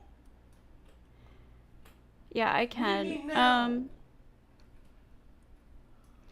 Okay, so should I watch? Okay, I'll let you guys pick. Should I watch a Just Pearly Things video? Or should I watch one of the debates that you guys suggested?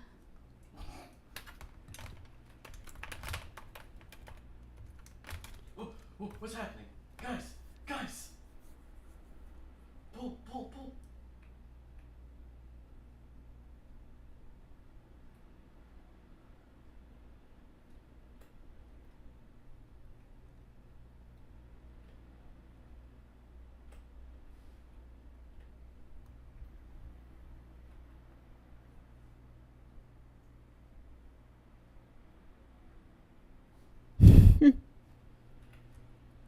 One, two. One, two. I don't know what to do.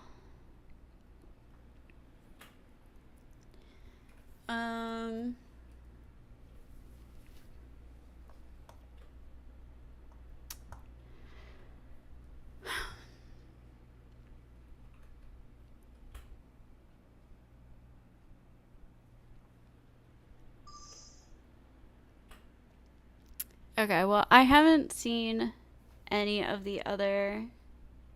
They section off the debate. I don't know if that's when you should pause. Whoa, you can't get on the end there. Wait, which one? Did somebody jump too far? This is also 3 hours. We'll just watch it's already kind of late anyway, so I'll just watch that Pearl video. It's a little shorter, and then I'll go through some of these debates.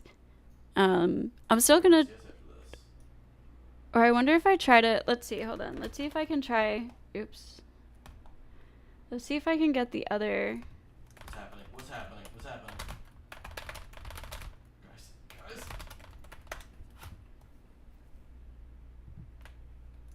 See, this is the same. This is the same channel, so I feel like they're still gonna block me.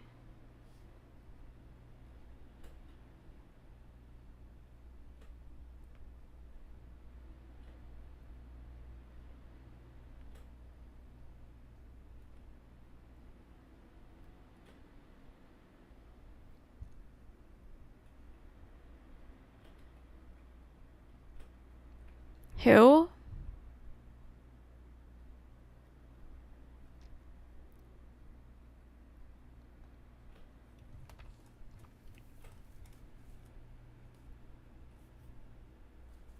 Okay.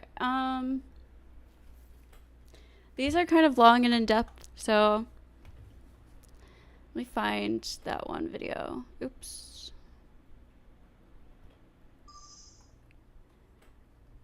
Let me take this down for a second.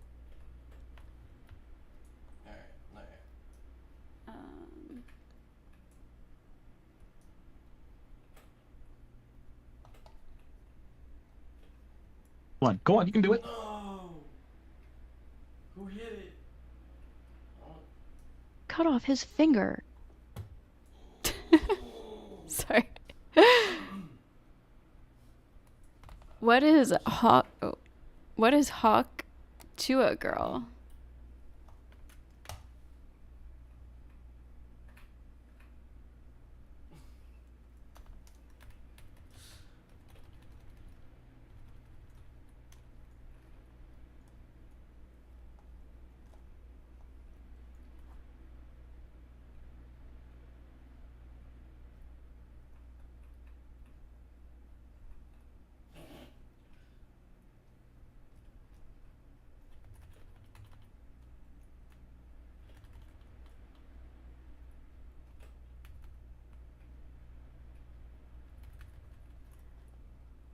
Clean.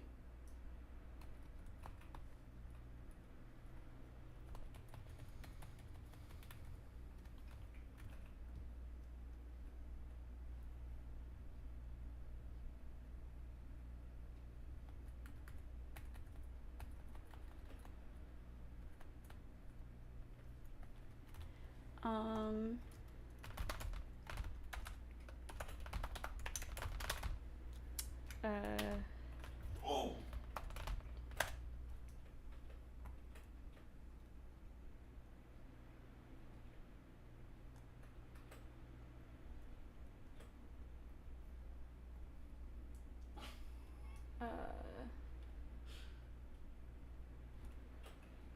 Oh my god, what's her name?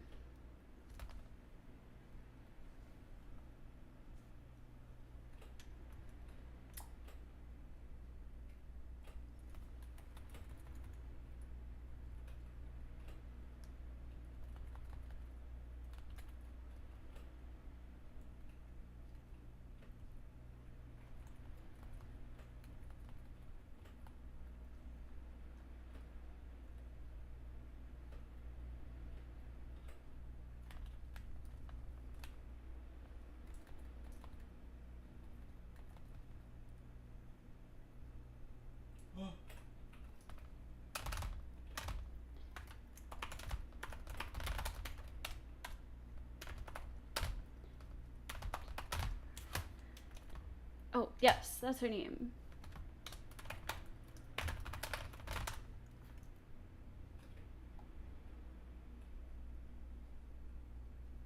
Puglis. Hold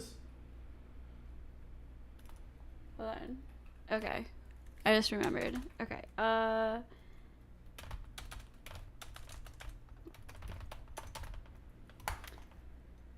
Here. Hold on. Let me see. So. He needs space. Alright. What is this called? We need space. No!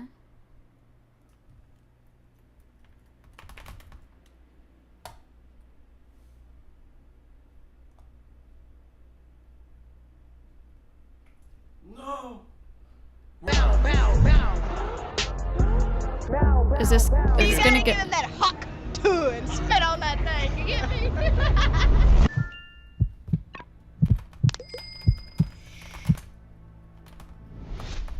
Look, this better be lit. We finna ask these people some crazy. What's one move in the bedroom that make a man go crazy every time that you do? Let's see. That Glock on 3000. What you do? That's secrets for the bed. Is that something I'll be able to find out later? No. You got it, baby, at home. Worth the shot. She does need a stepdad. Yeah, with a black. What's one move in the bedroom that makes a man go crazy? Back shot. Any. It happened anytime. You just got it like that. Whatever move you got. Back, front. Back, front, side to side. It don't matter. It doesn't matter. You wildin'. It doesn't matter. You got it like that though? It doesn't matter. Don't do that. You gonna make me act up. Get y'all friend, man. What's going on? No. Who? Me? You want me to stop? Oh, okay. You gotta stop. This want to inside of her mouth. It don't matter what move I do, you're gonna go crazy anyway, so. Tell him. I got you. Mic. Oh yeah, talk your. I got a question for you. What's one move in the bedroom that'll make a man go crazy? So what I do is I sit on the and I spin around with it still inside. Oh my gosh. You know what I'm saying? Like a Beyblade? I'm a split on the spin around with the still inside. So I'm gonna start facing you. What the fuck are we watching? What the fuck is happening? I put this on in the background while I'm trying to find this other video, and this is fucking crazy. What did you do? How is this not getting my stream freaking whatever taken down, but watching Bill Nye is? That pisses me off. That's pretty talented though, right? Just kidding. I mean, okay. I forgot, like, Pearl's, like, is Pearly has been on YouTube now? She took down, like, all of her videos, so fuck. The clip I wanted to play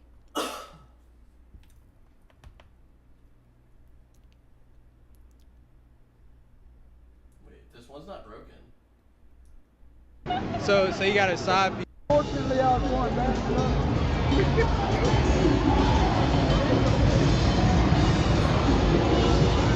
How do you get over a breakup? get drunk, like we're doing right now. Y'all getting over a breakup right now? The only way to get over one is get under another. Amen. So you got a side piece. Maybe I got 3. Maybe I got 7. How many is on your roster?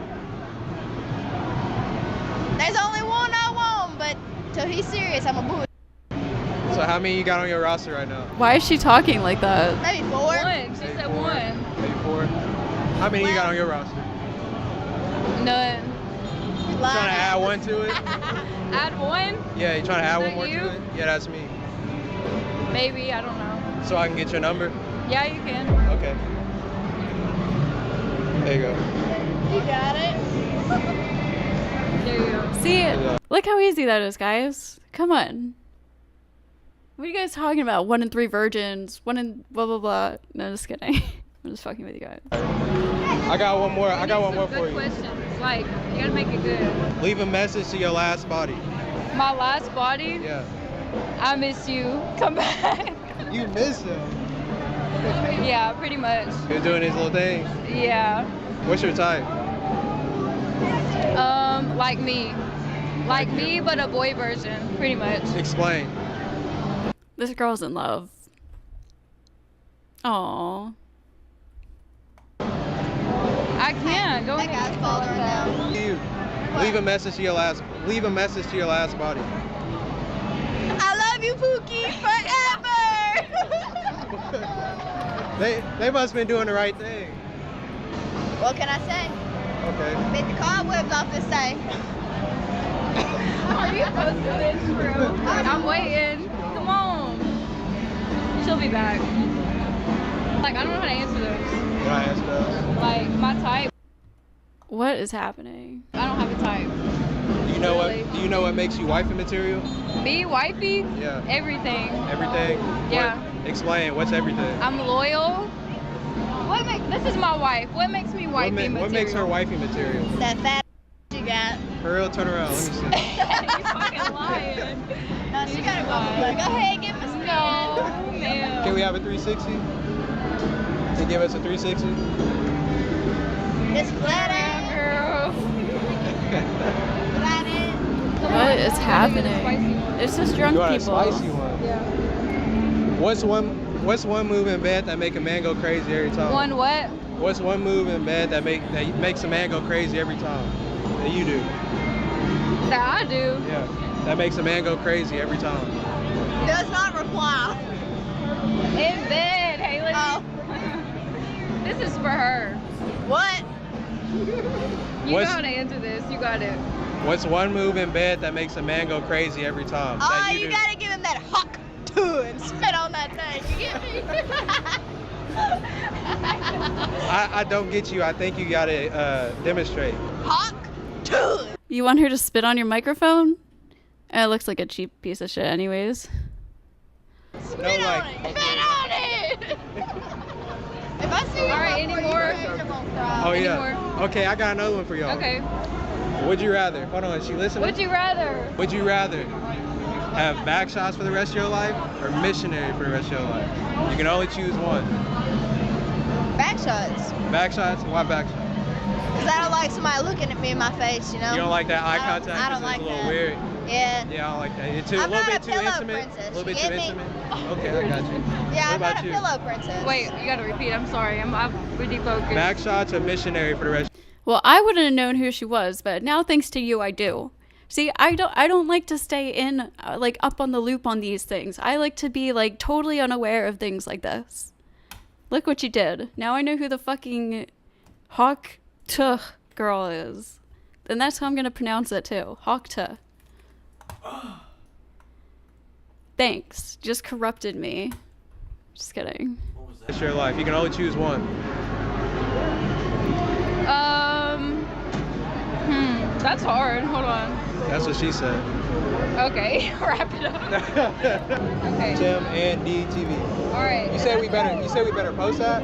Yes. Okay. Post it through. All right. You know what we can watch? Raise the camera. Let me see who said it. She said we better post it. Hold on a second. Definition of a genocide. Do you know what the definition is? It's when you try to kill off a whole people. Oh. Nope. Nope. Not that one. Hold on. Oh, that's my Pearl racism video or folder. Here we go. You have to double jump this. Is it in here?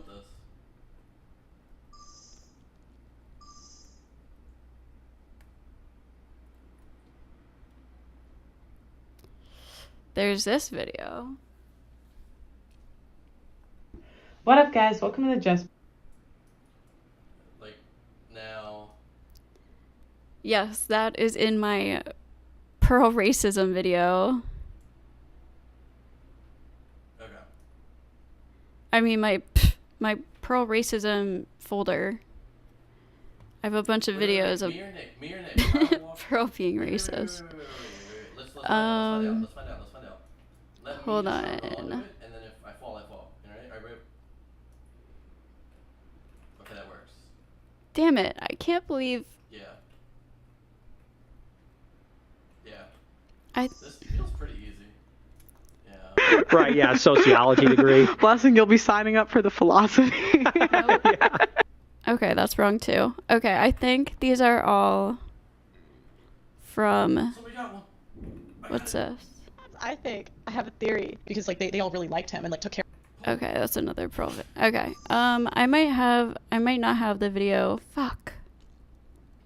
That I wanted to watch. Yeah, Pearl took down a lot of her videos.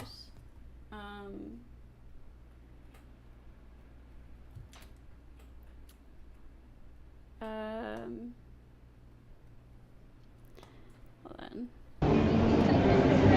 How did they catch you in 4K? This is the clearest video. They got your ass on camera. Niggas ain't got me on the fucking camera. This is the clearest video. Multiplying and that's what gives. We could watch a video of a debate I did.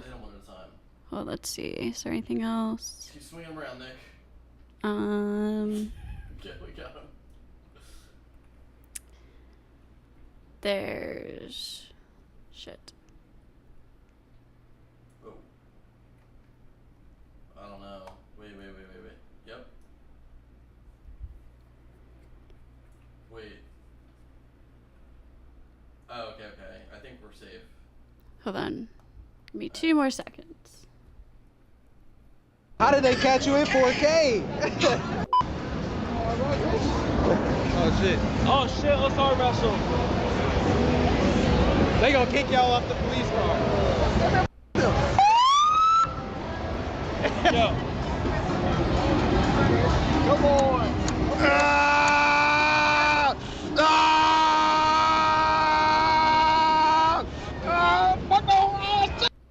Okay, this is just people arm wrestling. Hold on.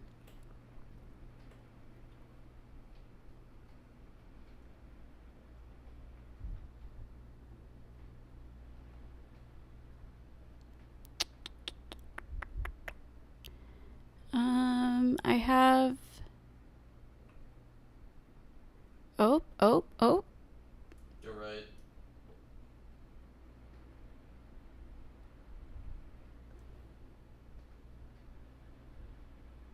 I don't like this. Let's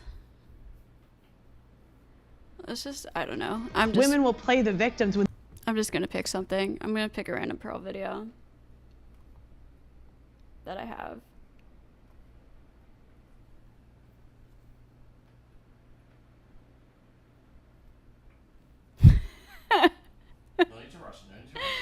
Okay, I'm gonna do this video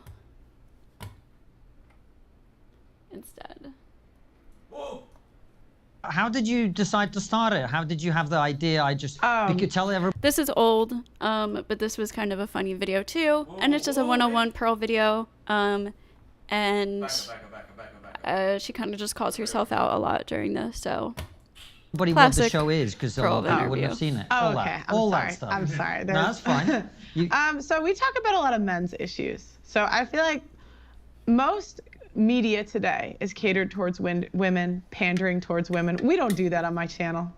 You don't pander to women. No, we're not about that. And you pander to men. Not pander. Look, I say things. Yeah, she panders to men 100%. This, I swore she was on like cocaine in this interview. Like, I don't know if the fame. This is like, she was starting to like blow up. She blew up very fast. And she was starting to be recognized. And I don't know if it just got to her head or something, but I swear she was on like fucking crack in this interview. Things that are true. Okay. I say things that are like basic to me, right? Okay. Mm-hmm. But like what? You shouldn't get super fat after you get married just because you got a ring. I mean, I feel like that's basic. Women in the 1950s knew that. But today, I'm a bully. I'm the meanest person ever. Blah blah. So yeah, that's what I do. Is we talk about relationships on my show. And so we bring in men and women to talk about different like relationship topics, and then we go back and forth. Yeah. And then I also work a lot with the court system here. I'm doing a documentary on men getting custody of their kids. So. Interesting. Yeah. But one of the things you did with your show, and I don't know if you were one of the first ones, but it's definitely a format that. She's been talking about this documentary for a while. I cannot wait to see it. It's really skyrocketed. I can't open my Twitter now without, 8 people sitting around the table having some discussion. Often they don't know what they're talking about. But it's a format of bringing kind of random people together, partly random. Oh, very random. Very random. Very random, yeah. And you also have famous people, and we'll talk about. Hold on. Before we switch brains here, though, for a second, even though we kind of just did, I just want to explain my overall about the Bill Nye thing. I just find Ken Ham's beliefs to be kind of offensive, not gonna lie, because I like nature is basically like God to me. It's not like God, but that's what I hold very dear, and I feel like nature is my relative almost in a certain sense. Like that's what I am a part of. That's what everything is nature. And whatever that life force is in nature is kind of, I guess, like what I don't call it God, but that's like what the spiritual aspect of life is to me. So I just find it very like the way Ken Ham talks about science or nature or the creation of us, when he oversimplifies and minimizes the billions of years and patterns and structure and chaos and order that it took to get to this beautiful point in life that we are today. The billions of years and the beauty and amazingness that went into that time to get to where we are today. To oversimplify that and to minimize that into, poof, God put it here. Or because, because God said there were different languages, God made different languages. I think it just doesn't give credit due. It doesn't give credit where credit is due. And I just like to recognize the amount of time and just the awe-striking wonders of the world to like get to the point it is today, and the struggles and sacrifices and time and just like I don't know, just like I just think kind of sounds like pantheism in a way, maybe not exactly but similar. God, oh hey, it's 1 2 3 4 guys. Yeah, I noticed it was 12:33. I knew I was gonna say 12. Oh, isn't that so cool? Like I'm talking about this at 12:34. I don't know. Things like it's just kind of funny. Maybe that's kind of stupid, but yeah, I don't know. That's what I just think, like just little things like that. It's like this greater like cliche connection kind of thing. I just think there's something bigger that we're all a part of. That is this driving force that wants us to progress. It's like, I think the universe wants to evolve to a point of understanding itself. Like, we're coming from the universe, and the universe has evolved, at least in our point that we know of, to have a consciousness. And our everyday observations of science and the world and how we got here is technically the universe comprehending itself. Like we're understanding where we came from.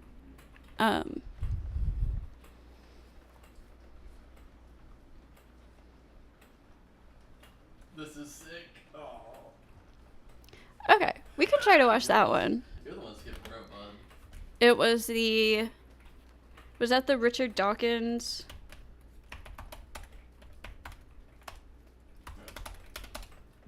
Versus John Lennox. Let's see. Which one is it? Is it Has Science Buried God or the God Delusion debate? This is a clip. This is a TikTok clip.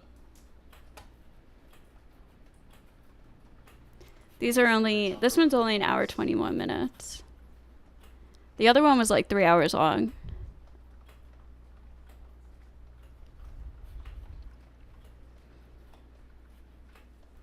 Oh yeah, that's very cool that that's in there.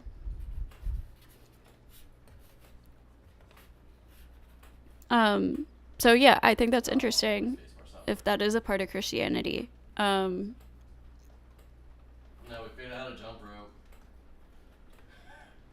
Welcome to the city of Oxford on this glorious fall day.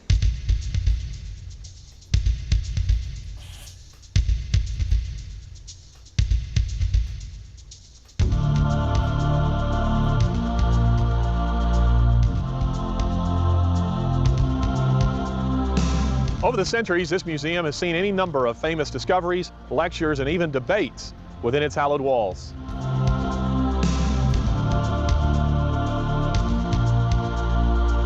Is no God, where does that leave us? Now, John Lennox is a mathematician and philosopher of science, and Richard Dawkins, until recently, Charles Simonyi Chair for the Public Understanding of Science.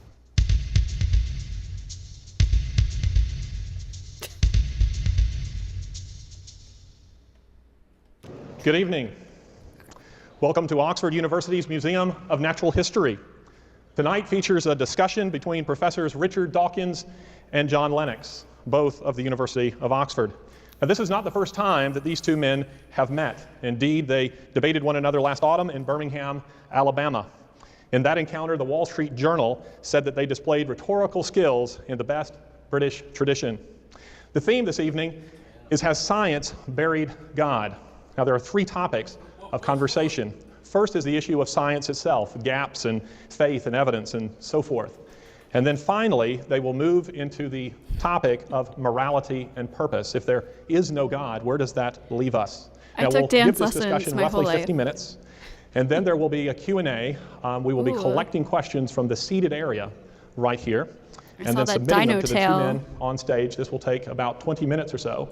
And then we invite the media to withdraw to the lecture room upstairs, where these two gentlemen will meet with you briefly before coming down for a book signing. So this will give those of you here in the audience an opportunity to purchase a book, to queue up and to meet these men who are on, however, this night that and perhaps here also in the gallery. So do not crowd at the Oxford Playhouse. Would you like to say a word or two about that?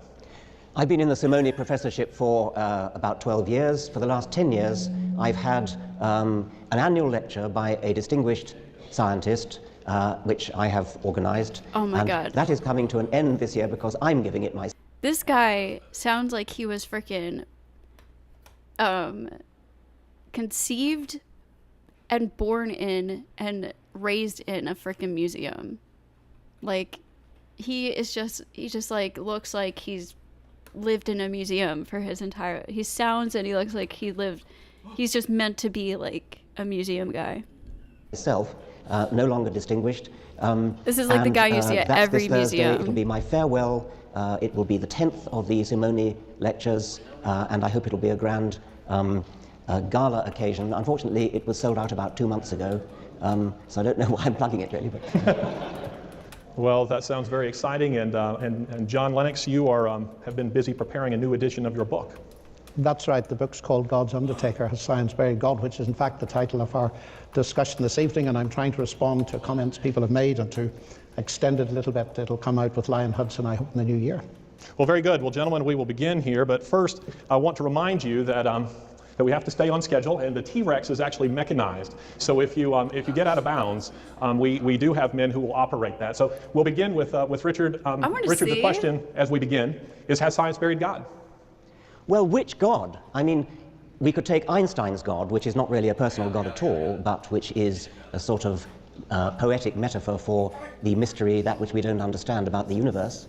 We could take a deist God, a sort of God of the physicists, a God of somebody like Paul Davies, who devised the laws of physics, God the mathematician, God who put together the cosmos in the first place and then sat back and watched everything happen.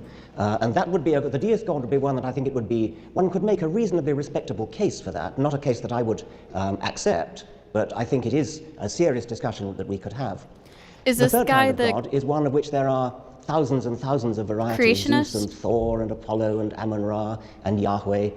And we don't actually need to go through all those because me and my boyfriend are actually planning on getting dinosaur tattoos. He wants to get a velociraptor, and I want to get a Parasaurolophus.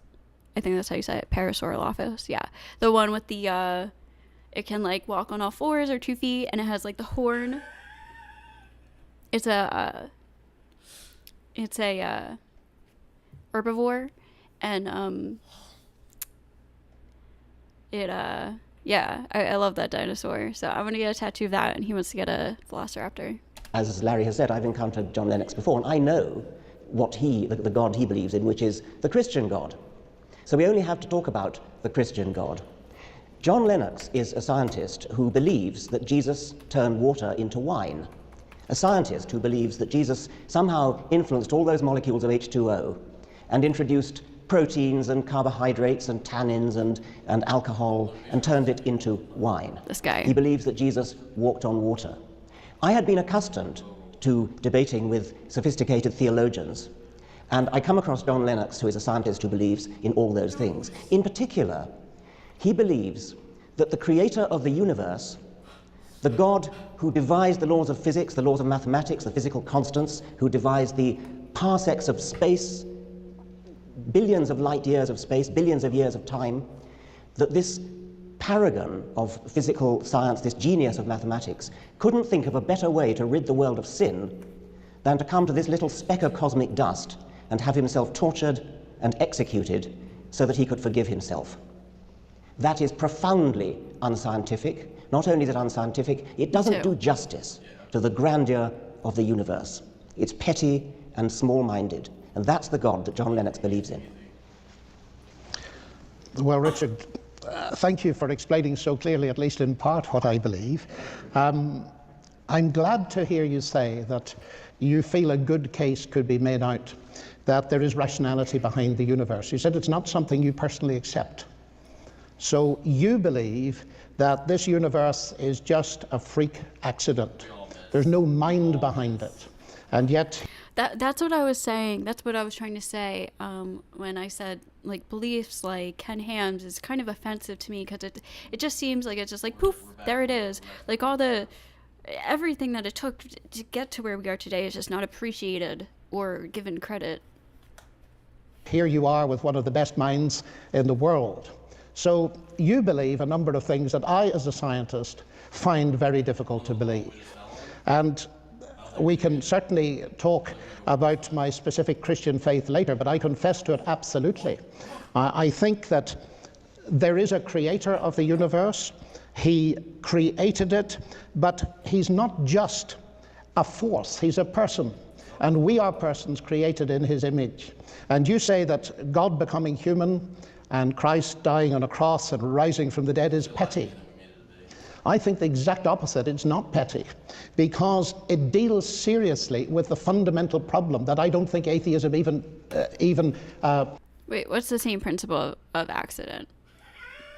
Begins to deal with, and that is the problem of our alienation with God. Of course, that makes no sense unless we believe in God. So I don't know how we should proceed. Perhaps the best way to start would be this. As a scientist, we both believe in... No, it's not poof. You're here because you're here. Well, at least in my believing, it's not poof because you're here. It's because of the very intricate design, beautiful design that is whatever, like the life force is, and I personally don't know the purpose or the goal behind this life force, but it does want us to evolve and grow and expand and learn and understand ourselves. I don't know what the purpose is, but there seems to be so many. I've just had a lot of spiritual experiences in my life. I had a very spiritual experience when I was a Christian, which is what made me be very I had like a very strong faith in Christianity for a while because I had a very spiritual experience as a Christian with God, which I interpreted as a Christian God because that's all I understood at the time. The rational intelligibility of the universe. I believe the universe is rationally intelligible because there's a creator God behind it. Well, yeah, a designer, but in the way that it's not like a person or it's certainly not human, but it's not. All right, everybody group up to me. It's just something we can't comprehend, and yeah, I do think there is a design, and I think it's like based off the balance of order and chaos that create everything. And I do think there is a purpose and a drive, but I don't know. I don't consider it. I don't think fate is real. Like I don't think that, like God knows all. Like God knows what's gonna happen. For everybody or everything, or like I don't believe in that. Now, how do you account for the rational intelligibility of the universe? Well, John, you said that I believe that the universe is a freak accident, which is the opposite of what you believe. For many years, for many centuries indeed, it seemed perfectly obvious that it couldn't possibly be a freak accident because you only had to look at living creatures, the sort of magnificent diversity we see in this museum, and everything looks designed. And so it was clearly preposterous to suggest that it was due to any kind of freak accident. Darwin came along and showed that it's not actually a freak accident, but nor is it designed. There's a third way, which in the case of biology is evolution by natural selection, which produces a close imitation of something that is designed. It's not designed, We know that now. We understand how it happened. But it looks very designed. Now, the cosmos hasn't yet had its Darwin. We don't yet know how the laws of physics came into existence, how the physical constants came into existence. And so we can still say, is it a freak accident or was it designed? The analogy with biology might discourage us from being too confident that it's designed, because we had our fingers burned before the 19th century in thinking that biology, which looks so much more obviously designed, that we got our fingers burned there.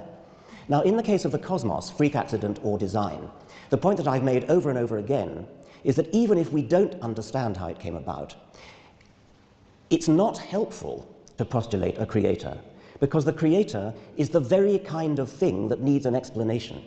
And although it's difficult enough to explain how a very simple origin of the universe came into being, how matter and energy, how one or two physical constants came into existence, although it's difficult enough to think how simplicity came into existence, it's a hell of a lot harder to think how something as complicated as a god comes into existence, difficult enough to think of how a deist god comes into existence, and even more difficult to think of how a Christian God who actually cares about things like sin and gets himself born of a virgin. Well, there are 3 or 4 different issues there, aren't there? There's the question of what Darwin did and so on and so forth. But of course, as you have yourself admitted, as I understand it, Darwin didn't explain either the origin of life or the origin of the universe. And I would want to start there. You say we don't know how it came to be. But as scientists and cosmologists, physicists, we're studying it, and that very study and your own science assumes that the universe is rationally intelligible. Now, correct me if I'm wrong, but it seems to me that atheism is saying that the thoughts in our minds are in the end only the results of a mindless, unguided process. Now, if that is the case, it seems to me that it's very difficult to see how they could tell us anything that is true about ourselves. I think it was Steven Pinker who said, wasn't it, that evolution has to do with reproductive success and nothing to do with truth.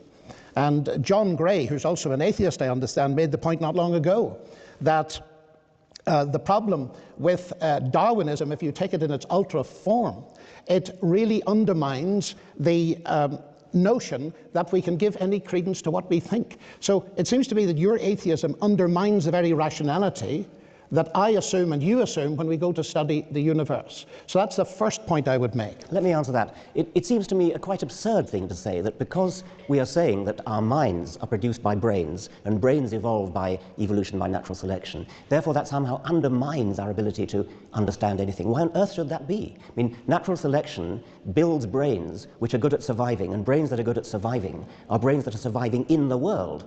But where does the concept of truth, how do they come to recognize things like truth if those thoughts are simply reducible to physics and chemistry and neurophysiology? How do they serve truth? Truth is what happens. An animal that was attempting to survive and that didn't recognize truth or falsehood in some sense at whatever level is appropriate for the kind of survival that it has, it wouldn't survive. I mean, truth just means that you're living in the real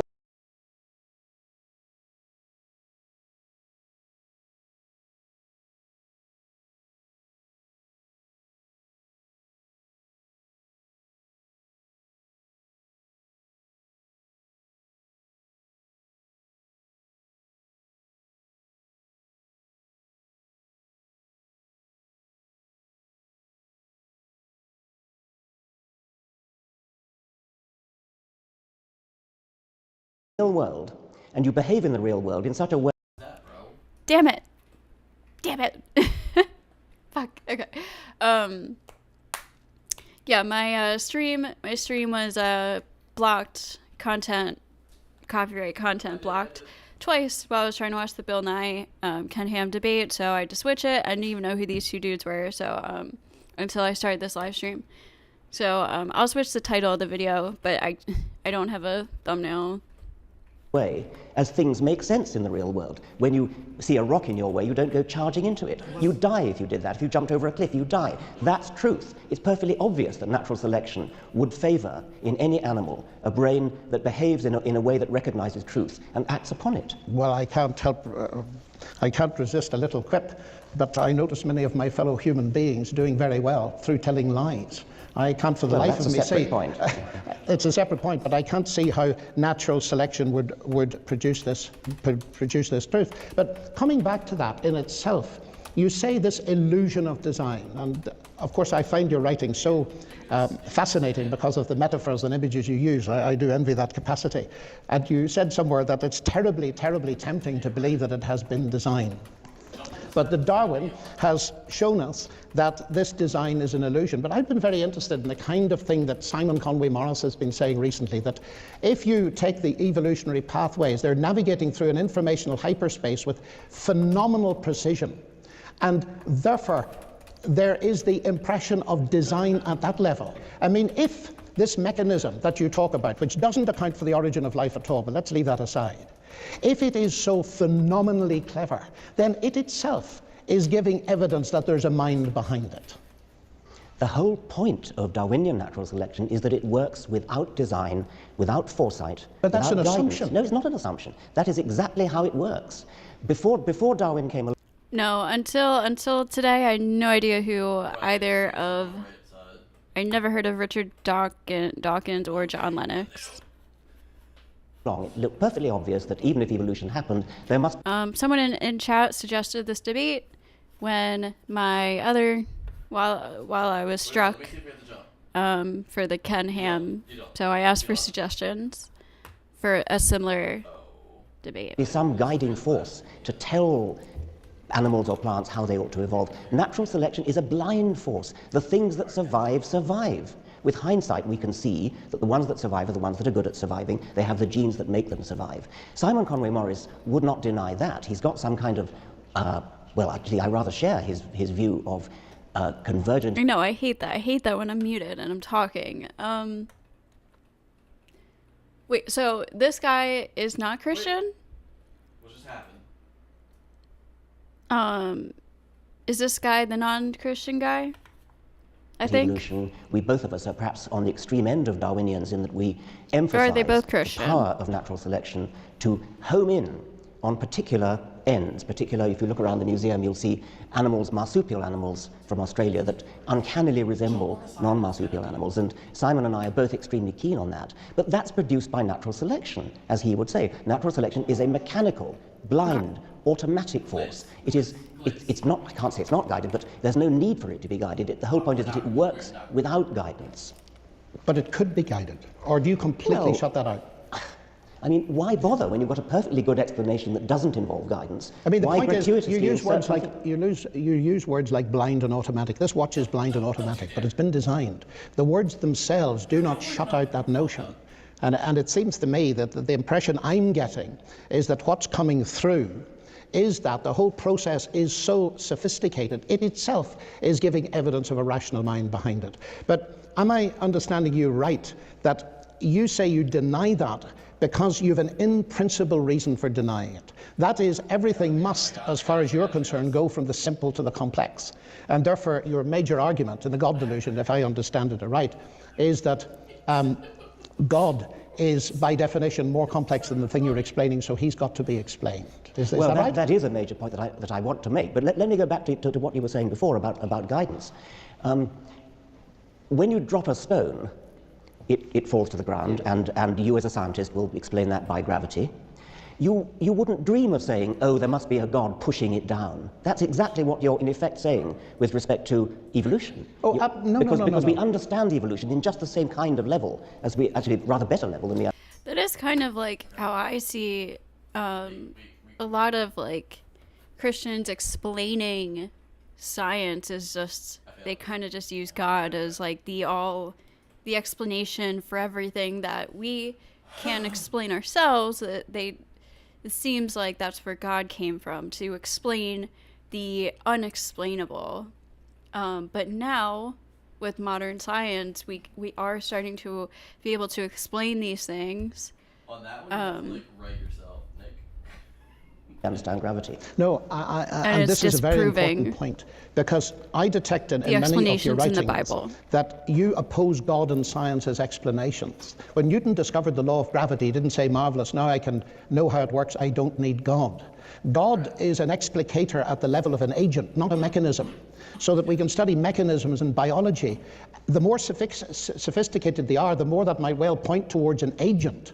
You don't argue away the existence of an agent, by showing that there is a mechanism. And I don't quite understand how you manage to get, if I understand you right, God and science as alternative explanations. Well, I think you do get rid of an agent if the agent is superfluous to the explanation. That when you're studying something that's happening, there may well be an agent, and it may, if you're watching a car driving along and avoiding obstacles and turning left and turning right, you say there is an agent controlling that car, and certainly there is. There's a driver. But if you don't need an agent to explain what's going on, and we don't in the case of biology, and we don't in the case of gravity. Of course, I accept that Newton was a theist. He lived in the 17th century and everybody was. But you don't need an agent. An agent is a superfluous explanation. It's a gratuitous grafting on of something that you don't need. Well, I find that unconvincing because even if you accept the whole evolutionary paradigm, well, it depends on there being a fine-tuned universe. And that fine-tuned universe raises in itself very big questions as to the origin of the universe. Evolution doesn't deal with that. No, it doesn't. Nor does it deal with the origin of life. No, those are separate points. Those are separate points, but they're vastly major points. They are, yes. As long as we were dealing with evolution, I was talking about evolution. If you want to move on to talk about well, these other things, I'd be very happy to move on. But the notion of things in principle going from simple to complex, and they must go that way, that seems to me to be your belief, your faith. Well, things must go from simple to complex. Yes. No. I mean, if things go from simple to complex, we need an explanation. Yeah, we do Natural indeed. selection is an explanation for that. It's the explanation in the case of biology. Well, let's go back to the level of the origins of the universe and the origin of life. Now, life, as we both know, has got this digital database. It's got a language all of its own. Now, the only thing we know of capable of producing language is mind. And yet you reject that. By definition, as an atheist, you must reject that. There's no mind behind this language. I do reject it. When you say the only thing we know that can produce language is mind, I mean, I think science can explain everything. I think science is the explanation of reality, I guess. Whether or not we'll be able to comprehend it or learn it or discover it is different. But I think one of the purposes is to get to the point where we can and potentially utilize those understandings of reality to continue to innovate and create and expand. I think science can explain love. I'm pretty sure love is like basically a hormone. We know that what produces human language is mind. Of course we do, because that's human language. But DNA is not human language. Yeah, but it's very sophisticated. It's very sophisticated, but it like in a really, not nihilistic, but in a really kind of like simplistic way, mothers love their babies because they want them to survive, right? Like that's like a really like simplistic, oversimplistic way of looking at it, but that is probably why that exists, because we want our own species to survive, so we love our children so much. I think you are too. Like, I think you are too. No, this is the way. Because we have like a consciousness, so I mean, I don't know. I think animals like have their own extent to consciousness too. Like I would say, like a puppy or a dog loves its puppies, its baby puppies. Cats love their like baby kittens, their newborn baby kittens. They love them. It's just like a different way, right? It's like a different way of showing it. I mean, I guess because we have like a more complex consciousness and brain development and everything. We love in more sophisticated ways. Wait. Where do we go from there? It doesn't follow that it has to be generated. Yet. Right now it can. I think we're starting to understand certain things about consciousness and dreaming and things like that, though. By mind. But we know of no other conceivable way of it. Just because we don't know something right now doesn't mean that science can't explain it. Being generated. You see, because it seems to me from the mathematical point of view, I think you said this somewhere in a different context, junk in, junk out. Here we have this phenomenally sophisticated information processor, which is the cell. Am I really to believe that that information processing capacity simply came about by the laws of nature and random processes without a mind? Yes. Well, absolutely. I find that impossible to believe as a mathematician. I know you do. This is called the argument from personal incredulity. But I could just reverse that and say your position is the argument from personal credulity. No, that rationality comes from irrationality, that mind comes from matter. To me, the biblical explanation in the beginning was the word, the logos. That makes perfect sense. And it makes sense of the fact that we can do science itself. But you haven't explained where the logos came from in the first place. Well, of course not, because the logos didn't come from anywhere. Well then, in what sense is it an explanation? Because the notion that you say you have to ask who created the logos, that says that you're thinking of a created God.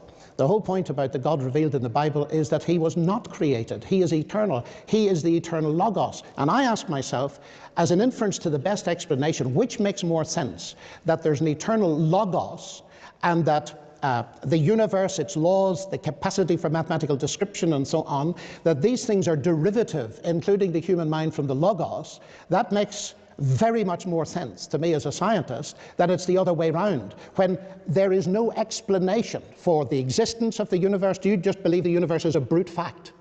The universe is an easier brute fact to accept than a conscious creator. Well, who made it? It's you who insists on asking that question. No, you asked me who made the creator. The universe created you, Richard. Who made it then? A god is a complicated entity which requires a much more sophisticated and difficult explanation than a universe, which is, according to modern physics, a very simple entity. It's a very simple beginning. It's not a negligible beginning, but it's a very simple beginning. That has got to be easier to explain than something as complicated as a god. Yeah, you can't explain the existence of God, but I think you may have missed my question. I'm drawing a parallel. You see, you say that it's, at least, don't let me put words in your mouth, of course, because that would be unfair, but I'm getting the message that it's ridiculous for me to believe in a God who created the universe and me, because I have to ask who created God. All I'm doing is turning that question round and saying, the universe, you admit, created you because there's nothing else. Well, then who created it? I understand you perfectly. I'm making that we both of us are faced with the problem of saying, how did things start? Yes. I'm saying it's a hell of a lot easier to start with something simple than to start with something complex. That's what complex means. But I don't think so. If I pick up a book called The God Delusion, it's a pretty sophisticated book. It's got lots of words in it. But actually, as I look at page 1, I don't even need to go beyond page 1, I conclude that it comes from something more complex than that book itself, namely you. Yes, I mean, obviously complex things exist and brains exist. Well, why can I not look at the universe, the whole show, which includes Dawkins and Lennox?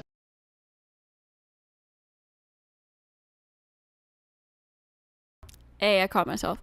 God, if it exists, is something capable of creating science of the gaps. Is just evolved monkeys trying to figure things out. I'd go with God.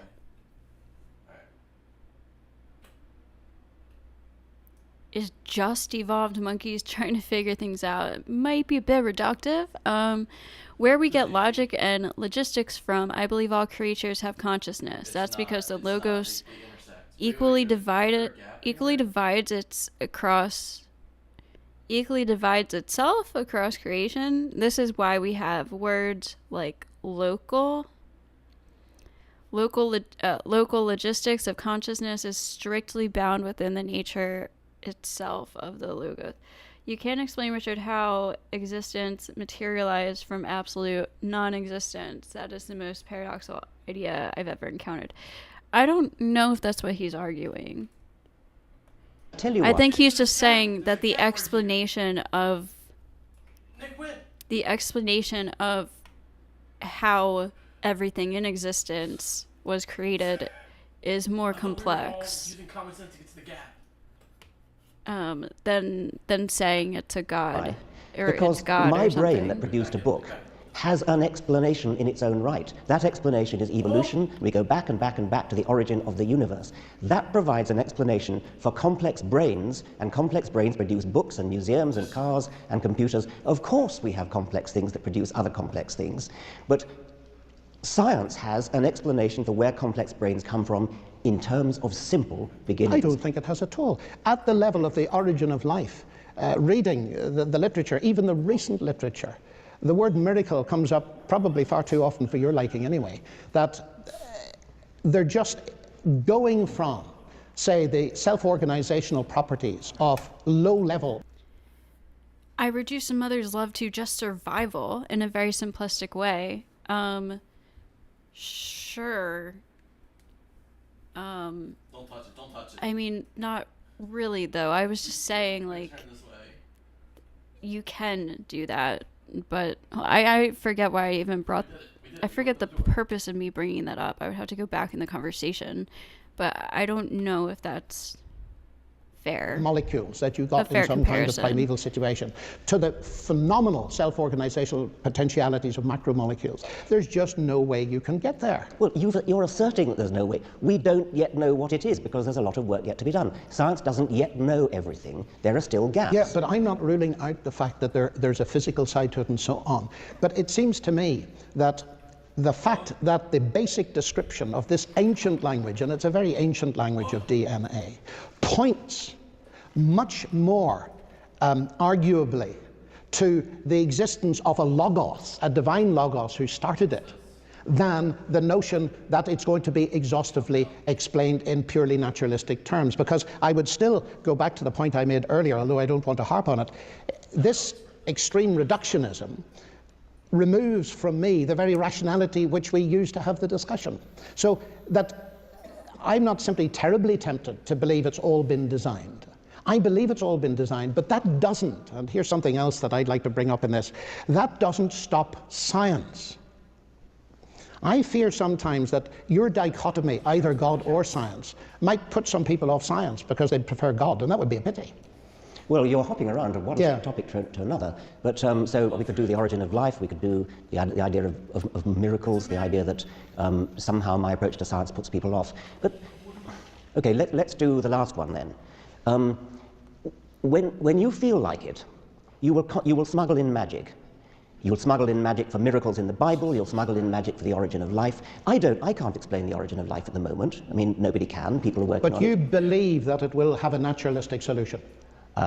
Yes, I think that it is a cowardly cop-out to suggest that just because we don't yet understand something, therefore magic did it. Oh, well, That's kind of what I was trying to say. Like, just because science, modern science, from our understanding, can explain something, doesn't mean that we should just come up with the explanation that, well, it must be a god.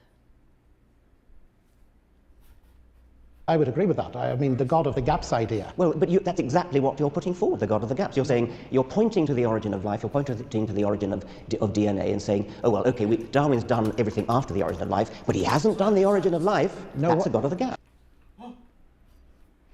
God of the gaps refers to the argument that gaps in scientific knowledge are evidence for God's existence and direct intervention. One example of the gods of the gaps argument is argument from ignorance to argumentum ad ignoratium. I don't know what that means. Refers to the argument that gaps in scientific knowledge are evidence for God's existence. Okay, yes. So that's just what I was explaining. So gods of the gaps is referring to, for everything that science can explain, we are going to fill in that gap of lack of understanding with God. I think what I'm saying here is that there may well be two kinds of gaps. That is, there are bad gaps that science closes. But could it not be that science can open some gaps? I'm learning now, what a lot. I mean by I like that is this. Your assumption, as I understand it, is that there's going to be an exhaustive, reductionist, naturalistic explanation of everything in scientific terms. I don't think so. Now, if there is a God, and if he created this universe, and if, as I believe, he is personal, then I would expect certain things to follow. One, that I would see evidence. But modern science requires the logos. That information be distributed in a manner which we understand and retain. This would also be the logos' direct responsibility. It's gonna drop us? That's gonna pick us up. Why? Take me. Why does that have to be the logos' direct responsibility? Just because that's a word that we use to explain that. It's not proof, but evidence in the universe that God existed. I feel I see that in the mathematical description. Genuine question. Again, anytime I say something, these are like genuine questions. I'm just like genuinely trying to engage. I'm not trying to be rude or insult or like combative or whatever, anything like that. I'm literally just trying to engage with you guys in the chat. ability of the universe, in the fine-tuning of the universe, and so on, and in the marvelous sophistication of the world. I'd expect to see God's traces there. I would also expect that there may be occasions when God speaks in special ways, and therefore the more we try to analyze those things in terms of purely reductionist science, it'll get more and more difficult instead of more and more simple. I wouldn't expect there to be many of those places. I think the origin of life might be one of them. And certainly when it comes up into more recent history, you mentioned miracles. The thing that is central for me is the fact that what you call petty, and I feel is vastly significant, because it's touching on something that affects every human being, the question of death.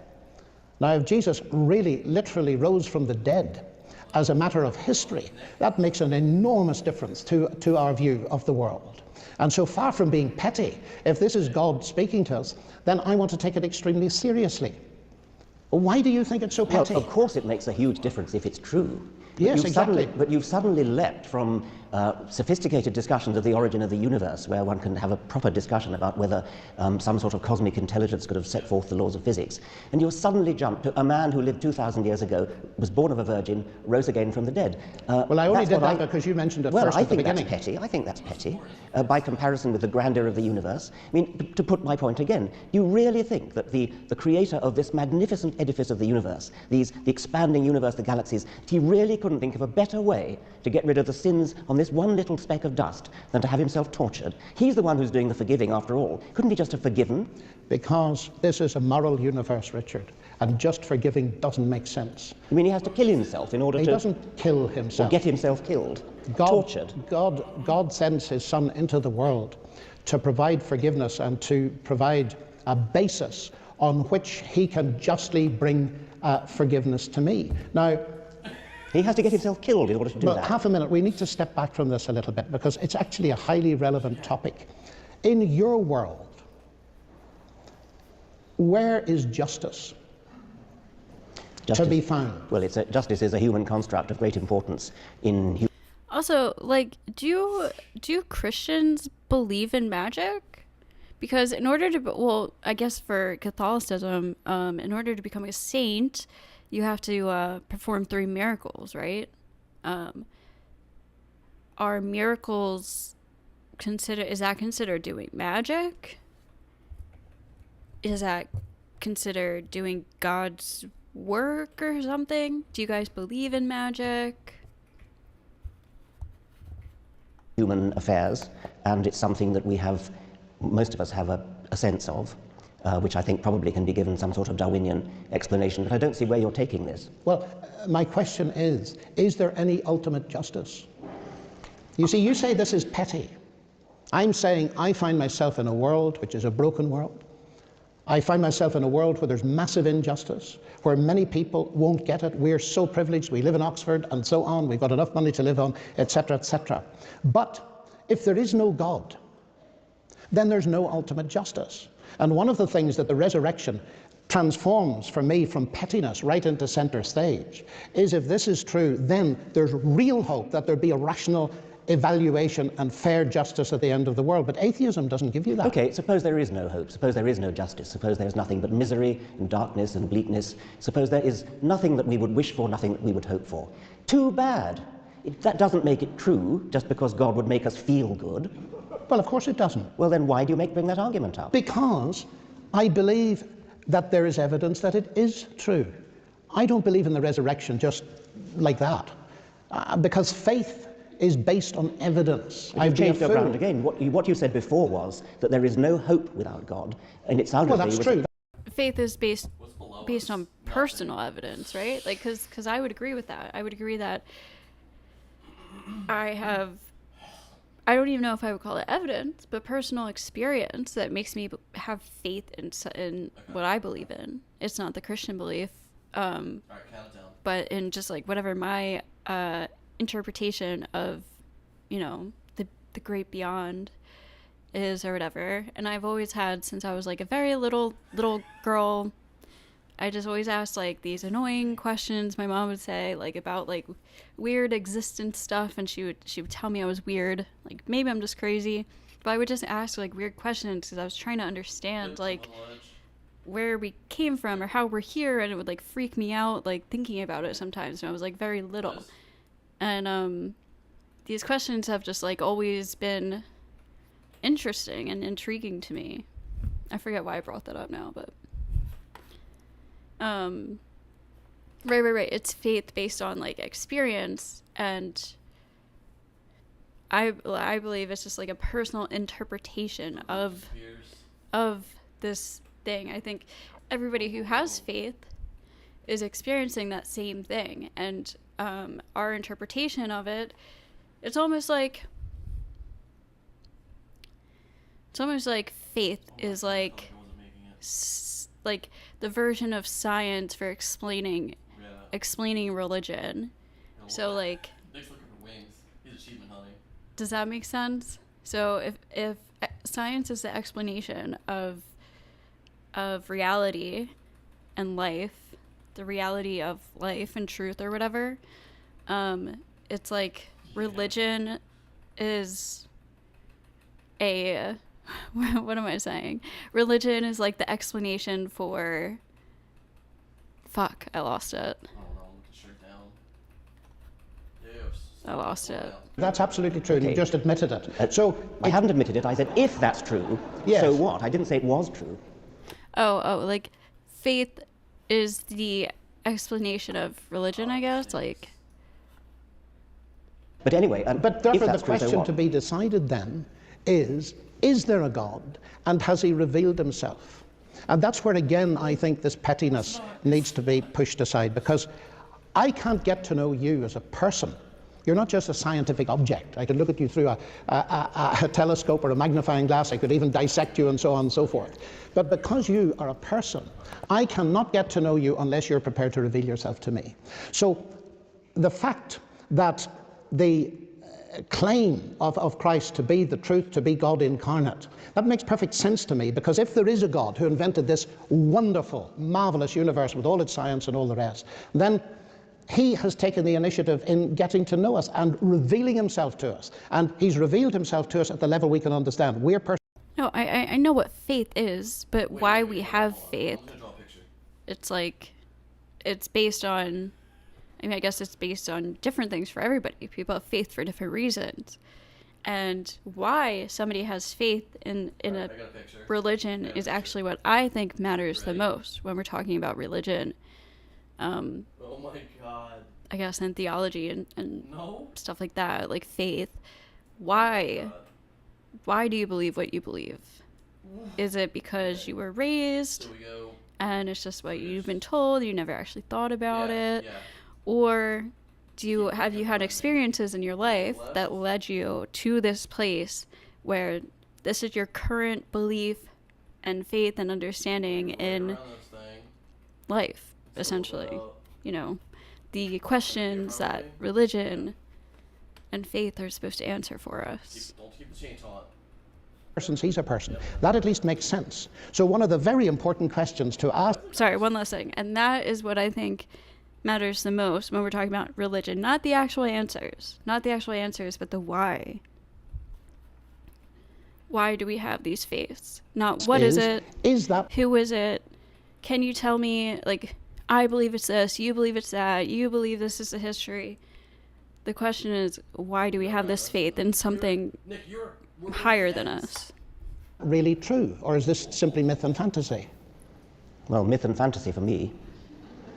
Yeah, well, do you know, that disturbs me for the following reason. Reading your book, in fact, revealed himself to us at the level we can understand. Marvelous universe with all its science and all the rest. Then he has taken the initiative in getting to know us and revealing himself to us. And he's revealed himself to us at the level we can understand. We're persons, he's a person. That at least makes sense. So one of the very important questions to ask is that really true? Or is this simply myth and fantasy?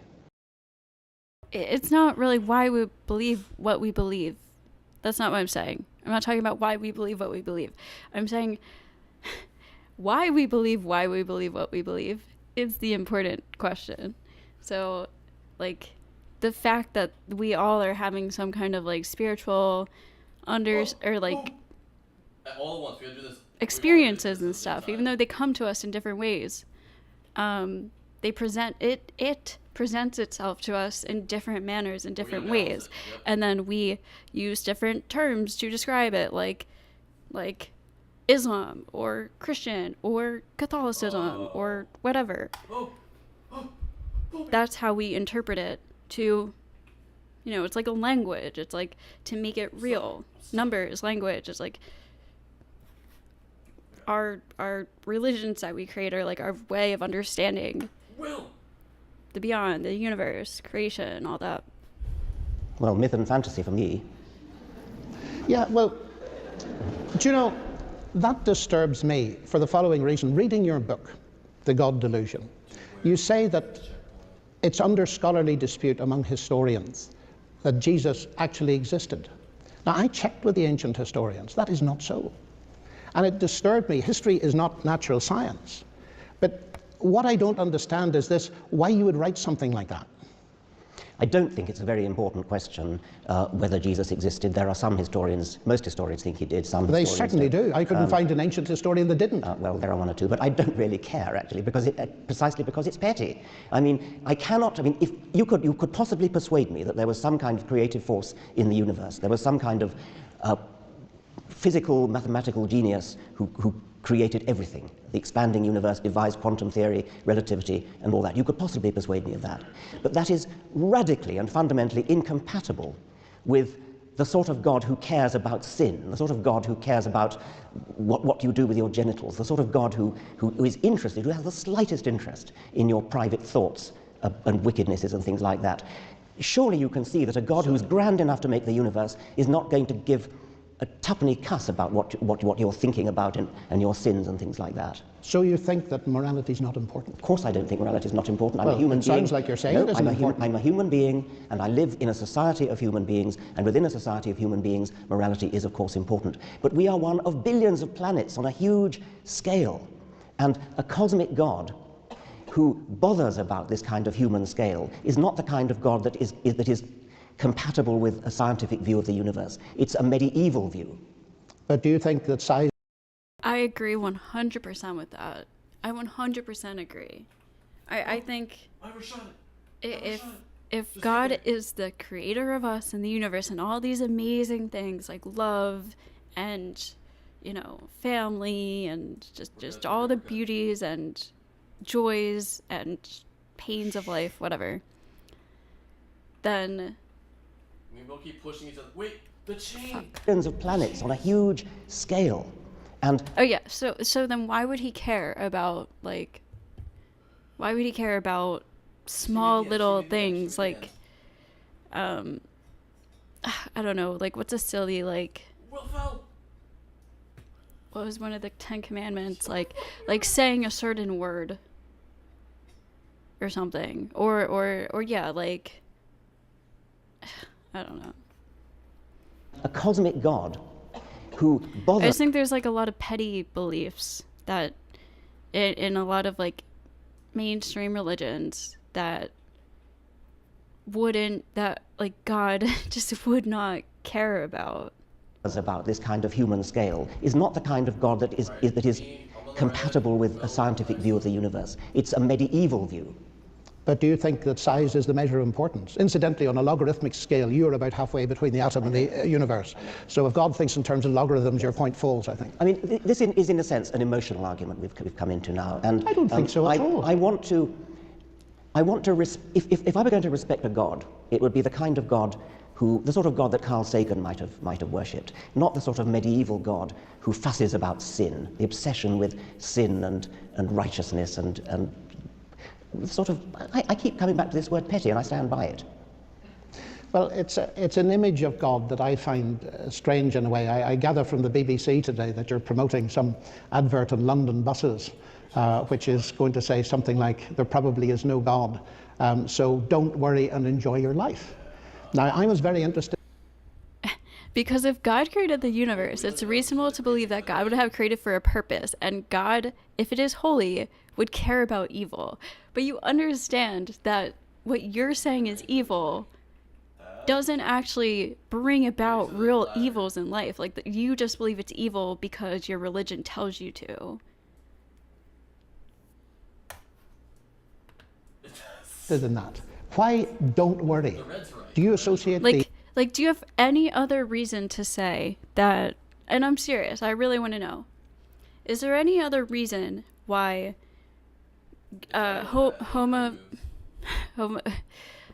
homosexuality, I wanted to say homophobia, I'm like, what? Is there any reason why homosexuality is evil other than God saying it's evil? Keep going. Wait. Somewhere, a little bit more. Wait.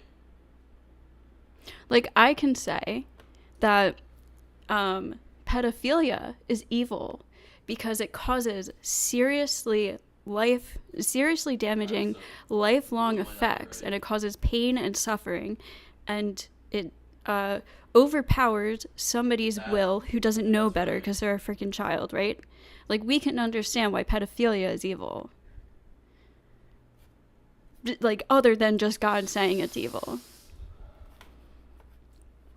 The idea of God with worrying? I fought for a better slogan than that. This was something that was devised by a woman on the Guardian, and she wanted to raise money from £5 here, £5 there to put this advertisement on the London buses.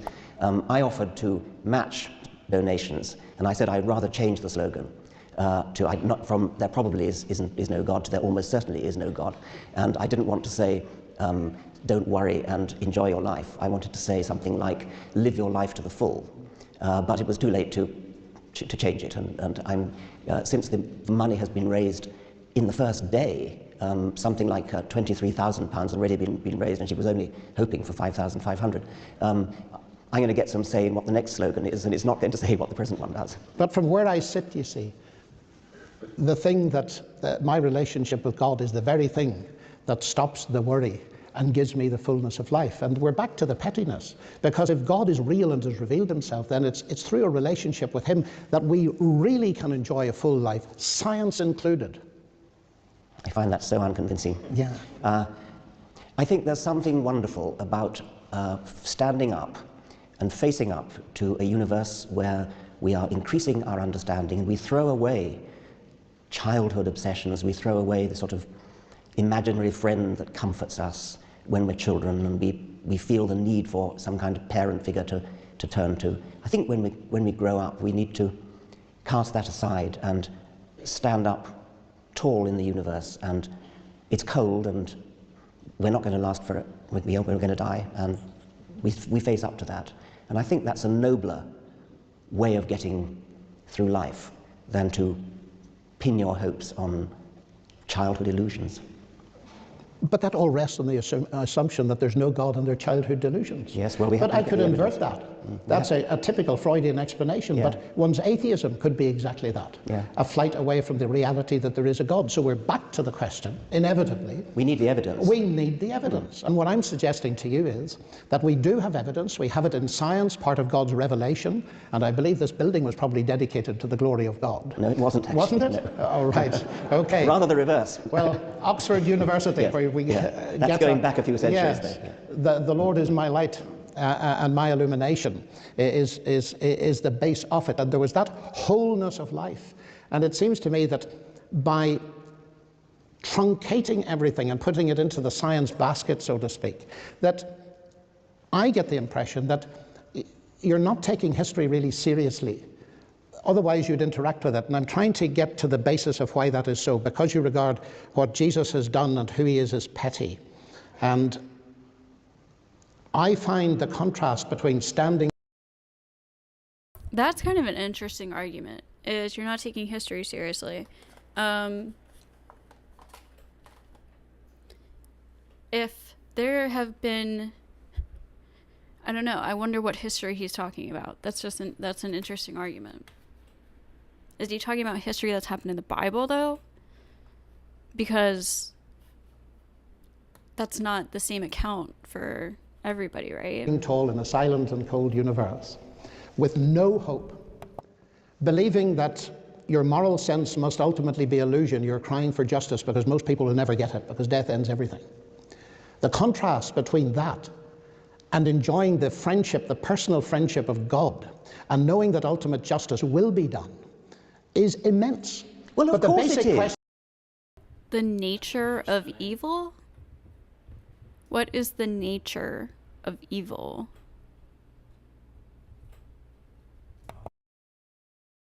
How can you push the nature of evil Look around.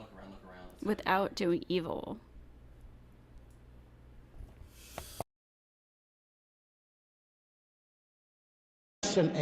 Is it true or not? Yeah, that is the basic question. It is completely irrelevant if it's comforting, if it gives you hope, if it gives you happiness. That has nothing to do with whether it's true. That I agree with entirely. So we need to know whether it's true. Yes. Now, when you look at history, and let's leave aside. It's like, I feel like in order to push evil, you have to have the intentions of doing evil. Like, that's why we have a different charge for manslaughter and murder, right? Because we have to pay consequences for actions we do that, cause harm to others. But it's a different charge, and it's a lesser charge than murder, obviously, because you didn't have the evil intent of killing somebody. And even killing, you can kill somebody without evil intent too, like to protect your life or self-defense, certain other situations. But what I'm talking about is like murder 1, where you're committing evil on purpose to kill somebody just for the sake of evil, not for the benefit or of anybody else or yourself. Maybe I alluded to the possibility that some historians think Jesus never existed. I take that back. Jesus existed. Because evil stems from minor inconspicuous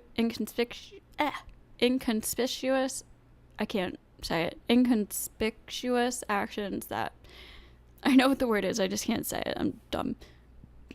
Just kidding. Because the evil stems from minor inconspicuous actions that pass as noble. Think of the Emperor in Star Wars. I never saw Star Wars.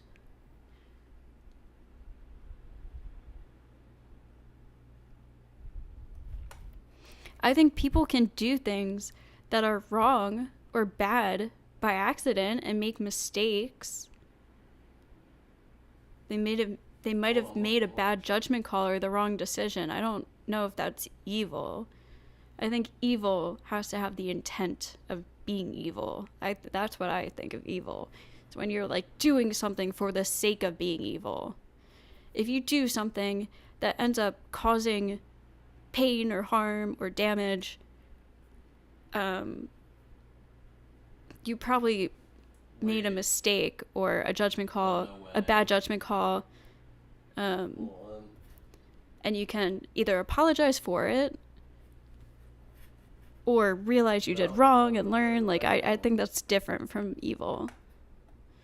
However, if you're going to say that Jesus was born of a virgin, that Jesus walked on water, that he turned water into wine, that is palpably anti-scientific. There is no evidence for that. And if there were, you would be, well, I mean, no, there simply isn't any evidence for that, and no scientist could possibly take the idea seriously. I can make it worse for you. I know you can. Because Jesus actually claimed to be the Logos that created the whole universe. And if this is the creator incarnate, making water into wine and so on is really a triviality. The more fundamental thing is the fact that he claimed to be and gave evidence that he was God. When you say it's anti-scientific, I don't think it's anti-scientific at all. Science cannot say that miracles do not occur. It can say they're highly improbable. But nobody is claiming that these things occurred by natural processes. They occurred because God fed his power in. Nor did the whole universe, if we look at it, occur in that sense by natural processes. God created it. We study all the natural processes within it. So when you say it's anti-scientific, I think it's not anti-scientific. What I mean by that is that if, and when doing science, we constantly have to keep in mind that at any moment there might be a little magic trick slipped in that would completely nullify the whole enterprise of science. Oh, I agree with that. But well, you see, that's what you're allowing then. No, I'm not allowing that at all, because in order to recognize what the New Testament calls miracle, a special act of God, you must be living in a universe that has regularities and that we recognize them. I agree with you entirely. Otherwise you wouldn't notice the miracles. That's exactly true. You wouldn't recognize if dead people were popping up all over the place. You wouldn't think it was very special. But the fact is you need two things, not one. You've got to have regularities which we call the laws of nature, although they're not causes. They're, in a sense, descriptions that we can use. You also need to be able to recognize those so that... All right, hold on. I have to go to the bathroom, but I will be back in 3 minutes. For now, you guys can listen to my demo called Buried Alive by Jayne, Gypsy, and the Jokers. I'm singing in it. It's with a band I used to have, so you can enjoy that for the next 3 minutes while I go to the bathroom. I'll be right back.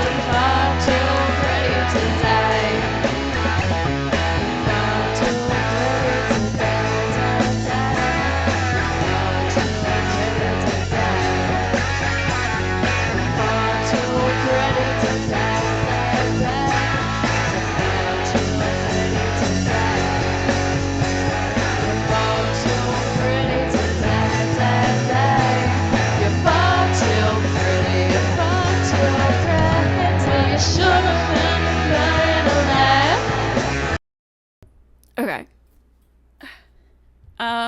That is a, you're close. It's a Ron Wood cover, who was the bassist of the Rolling Stones. Yeah. Wait, who's Ron Wood? Fuck.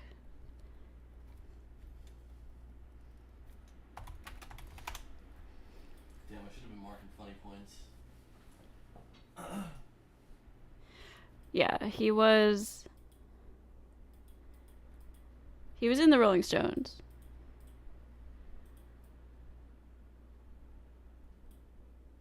Later, bro. See us tomorrow. Be ready. The guitarist. Yeah. Yeah, it's a Ron Wood cover. Yeah. Anyways. For example, when Joseph discovered that his wife-to-be Mary was pregnant, he simply didn't believe her story. He was going to divorce her. He knew exactly where babies came from. He knew the regularity. It took very special convincing for him to realize that something extremely special had happened. But science cannot stop that. The question is, of course, did such a thing ever happen? And the central focus in the New Testament is not that, which is not so readily accessible to evidence, the virgin conception, but the resurrection of Christ. And ancient historians, and this has fascinated me recently going over it, ancient historians whose discipline is very venerable, and I'm not talking about Christian ancient historians, many of them, even at the skeptical end of the spectrum, say that the evidence for the resurrection of Christ is very powerful. The explosion of the Christian church from a non-proselytizing group of Jews in the first century, the empty tomb and all the rest of it, has even led Geza Vermesh, who's one of the most distinguished ancient historians in Oxford, to say, yes, this tomb was empty, and hallucinations and this kind of explanation do not wash. So we have to ask ourselves, are we prepared to believe in historical testimony or not?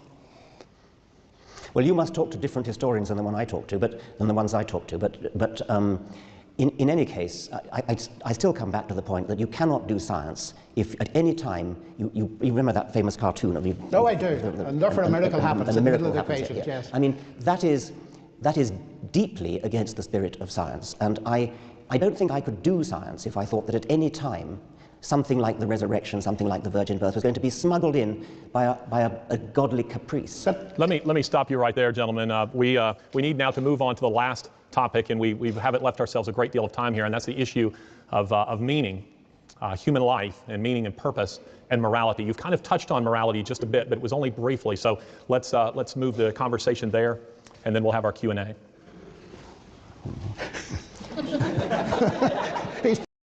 Okay, I'm probably going to go to the end of the morality section and then skip the Q&A section. Brought us to a complete stop, hasn't he?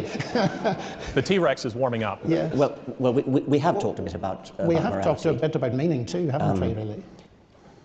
Well, meaning is something which obviously scientists like to find, and we like to find meaning in things. We like to understand things.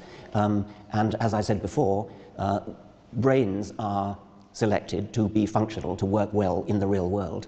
And one of the things that makes them work well from a survival point of view is to find meaning and correct meaning, to interpret the facts of the world in a way which fits in with what's going to happen next, for example. So you don't jump over a cliff because you understand the meaning. Historical evidence from the Bible, though? Or just throughout? You're jumping over a cliff. Like in history and history books and stuff. Is that you're going to die. So meaning is something that human brains appreciate, and meaning is something that scientists appreciate in a more sophisticated way. So what is the ultimate meaning of life for you? The ultimate meaning of life depends on what you mean by it, obviously. Each one of us can make an ultimate meaning. Each one of us can have a private meaning, a purpose in our life, what we hope to achieve in our life. Or a biologist might say the ultimate meaning of life is the propagation of genes. That would be a very different kind of meaning. They're both true. I suppose the basic question for me here is, what is the nature of ultimate reality? If ultimate reality is simply the universe, in some sense, or multiverse, that's one thing. And I am at a loss to understand how you get from simple atoms, elementary particles, and so on, to a brain, let alone a mind, the I, the person. And we don't understand. I don't think the Bible started science. We had so much science before the Bible. I don't doubt the Bible is historically accurate. I'm just wondering, is that what they're talking about when they say historical evidence? Understand what consciousness is, and so on. I don't begin to see, and I don't think scientists begin to see, how you can get to something that even understands the concept of meaning.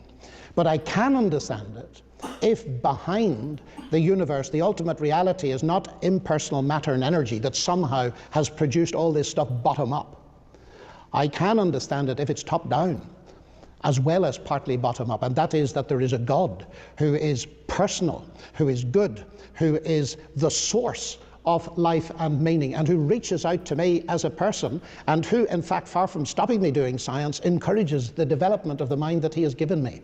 And so meaning to me has all kinds of dimensions, as you would agree with, in my family, with my wife and my children and my work and so on. But it's not bounded by the 70 years and 10. It's not bounded by the death of the universe either. It's got an expanding horizon of hope.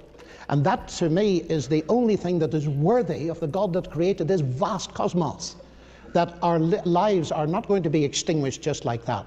There is a beyond, and I can walk with confidence into that beyond because I have a real relationship that's got a firm basis with the God who invented it all. And therefore, it seems to me that the meaning given by atheism and reductionism is very, very tiny. Now, of course, you'll come back immediately and say it's a question of truth. Of course, it's a question of truth. But at least we can have a look at the different kinds of worlds that we represent, because that business of it's tempting, it is terribly tempting. Do you ever get terribly tempted to believe that there is a God and that the kind of thing I'm saying is true? I've said to you already that there are many things that would be very nice about it, but as you've just repeated, it doesn't make it true. No, it doesn't. I mean, you think you're going to survive your own death, I gather. Yes, I do. Yeah. I mean, but so you think that even though your brain dies, something else... I mean, at what point in evolution did that remarkable faculty...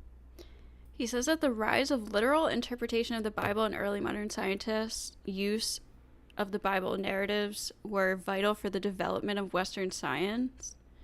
Were they? Interesting.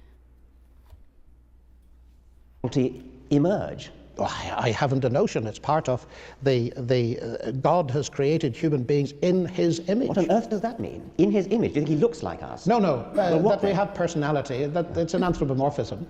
But we are persons. God is a person, and therefore we can relate to him. That's what the whole business is about. Was Homo erectus a person? Well, I can't decide by looking at fossils whether it was a person or not. But do you think it happened gradually? Do you think it happened gradually? Or was there a moment when a child was born that was a person and its parents weren't? My own feeling is that there was a point when God did something special, but it would be very hard to detect that from any scientific investigation. So God suddenly kind of dived into the evolutionary process and said, right, from now on they're going to be persons. Well, whether he dived into an evolutionary process or did it specially is an open question. I do believe in evolution as far as Darwin saw it, the variation and modification that we've been talking about. I'm not actually sure, but this is a vast topic now to begin. Gentlemen, I think we digress. Yeah. Okay. The issue again is... Wait, so was he going to say that he believes in evolution, but he believes that God made humans differently?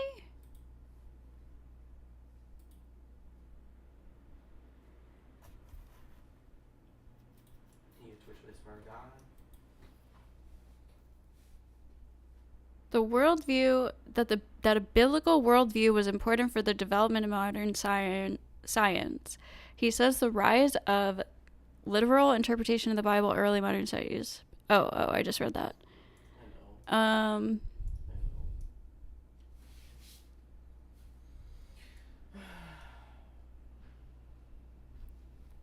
Is purpose. I want to hear that ending. I want to hear whether he believes in evolution. Well, I've said that I believe in what Darwin observed, but I'm not sure that the mechanism of mutation and natural selection can bear all the weight that's put on it. For example, producing consciousness and so on. I think there may be several points in the history of the universe. But does he believe that humans evolved? Where God did something special. But I'm not going to be over dogmatic on that tonight, because those aren't the places where I rest my faith in God. Sorry, Mr. Chairman. No, again, we still have a few minutes, but we're discussing this issue. Do you feel that you've discussed sufficiently the issues of purpose, human purpose? You're actually giving a lecture on that in 2 days, and also the issue of morality. Are you comfortable that you've discussed that? Yeah, I think we should go to questions. Okay. Well, very good. Yes? Yeah, that's fine. Yeah. Okay, the first question is for Dr. Lennox. That was fast. And it is, Professor Lennox. All right, it's 1:50 a.m. here, so I'm going to watch for another 10 minutes and then call it a night. So I'm going to go till 2. So, 10 minutes, I'll watch the questions. How do you explain the similarities between organized religions, and why do you feel that the Christian faith is in some way more viable than the others?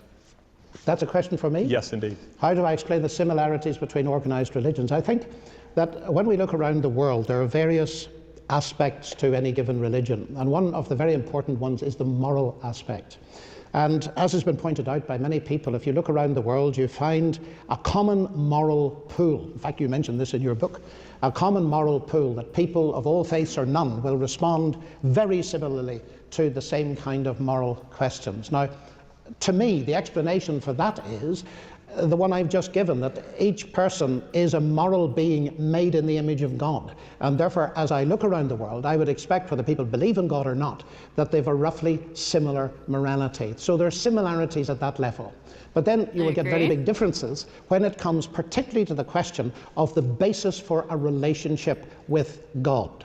And that tends to diverge. There are some religions that say that a relationship with God must be based on human merit.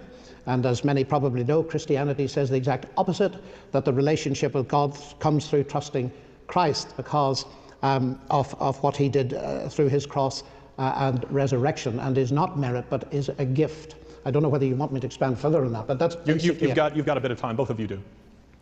If you what can was take the second part? So, like, the resurrection of Jesus Christ, is that, like, recognized by everybody in science, like in the science community, as historically accurate, or is that just a Christian and Muslim,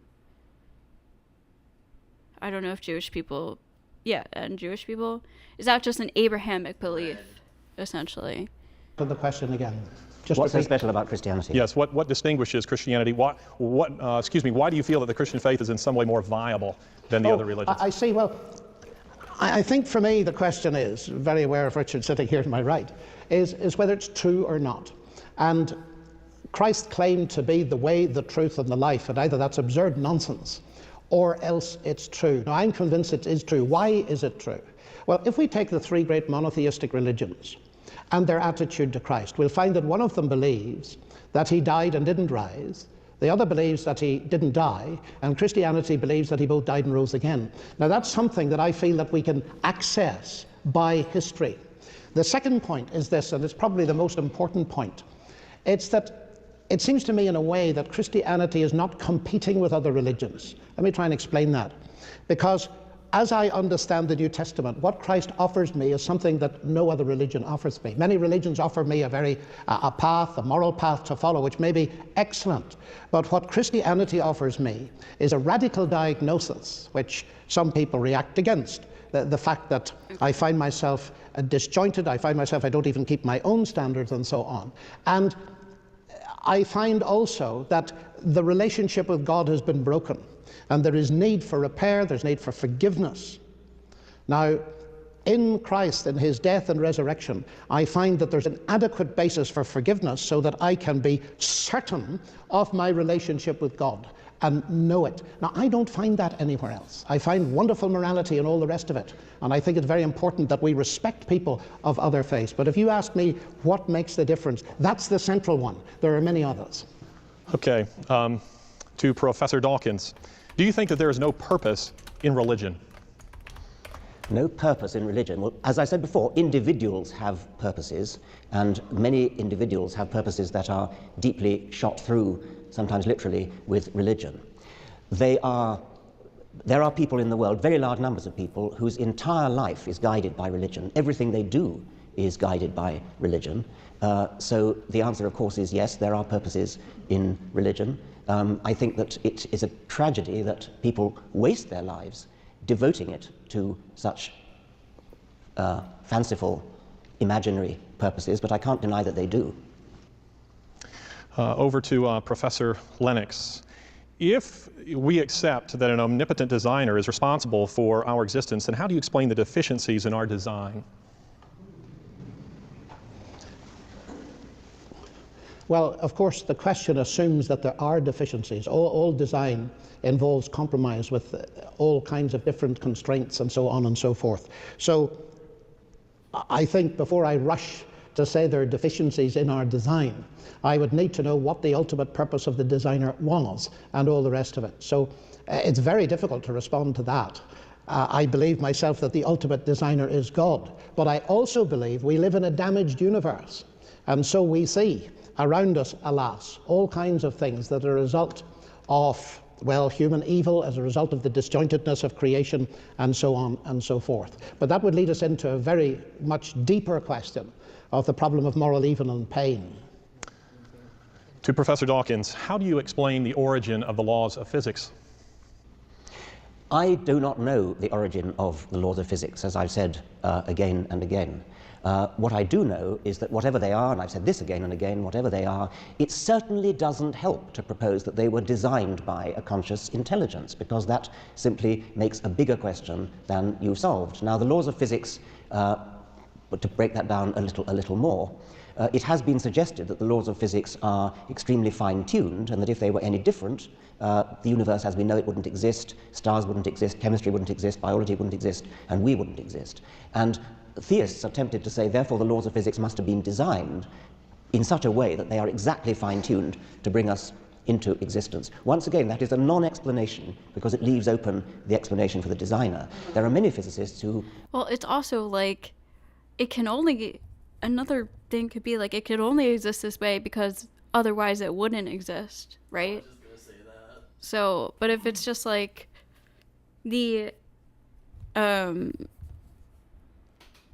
like that's the,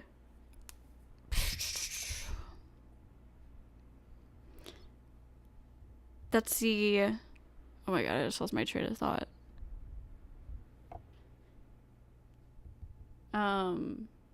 What did I just say? Okay, never mind, fuck it. Explain that by saying, well, with the so-called anthropic principle, saying that we could only exist in a universe which has the right laws and the right constants to... Right, yeah, what he just said. So, we can only exist if the things are exactly right, but I guess the God question is like, why? Why does anything exist at all? That's always been like my big question, is like, why does anything have to exist at all? But I don't know. It's very deep, very deep. To bring us into existence, and therefore the fact that we're talking about it determines that we must be in such a universe.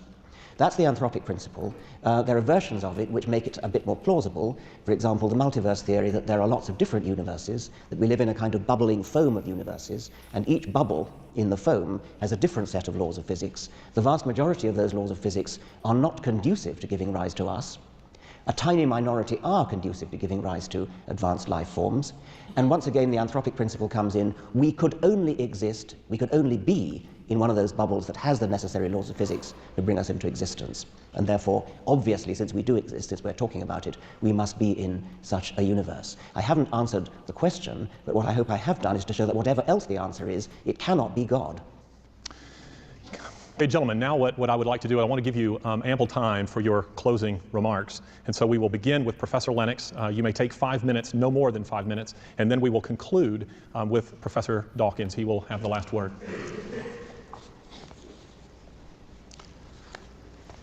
Has science buried God? I think not. Science arose in the 16th and 17th centuries, a meteoric rise that historians of science have looked at and come to the conclusion that one of the main motors driving the rise of science was faith in God.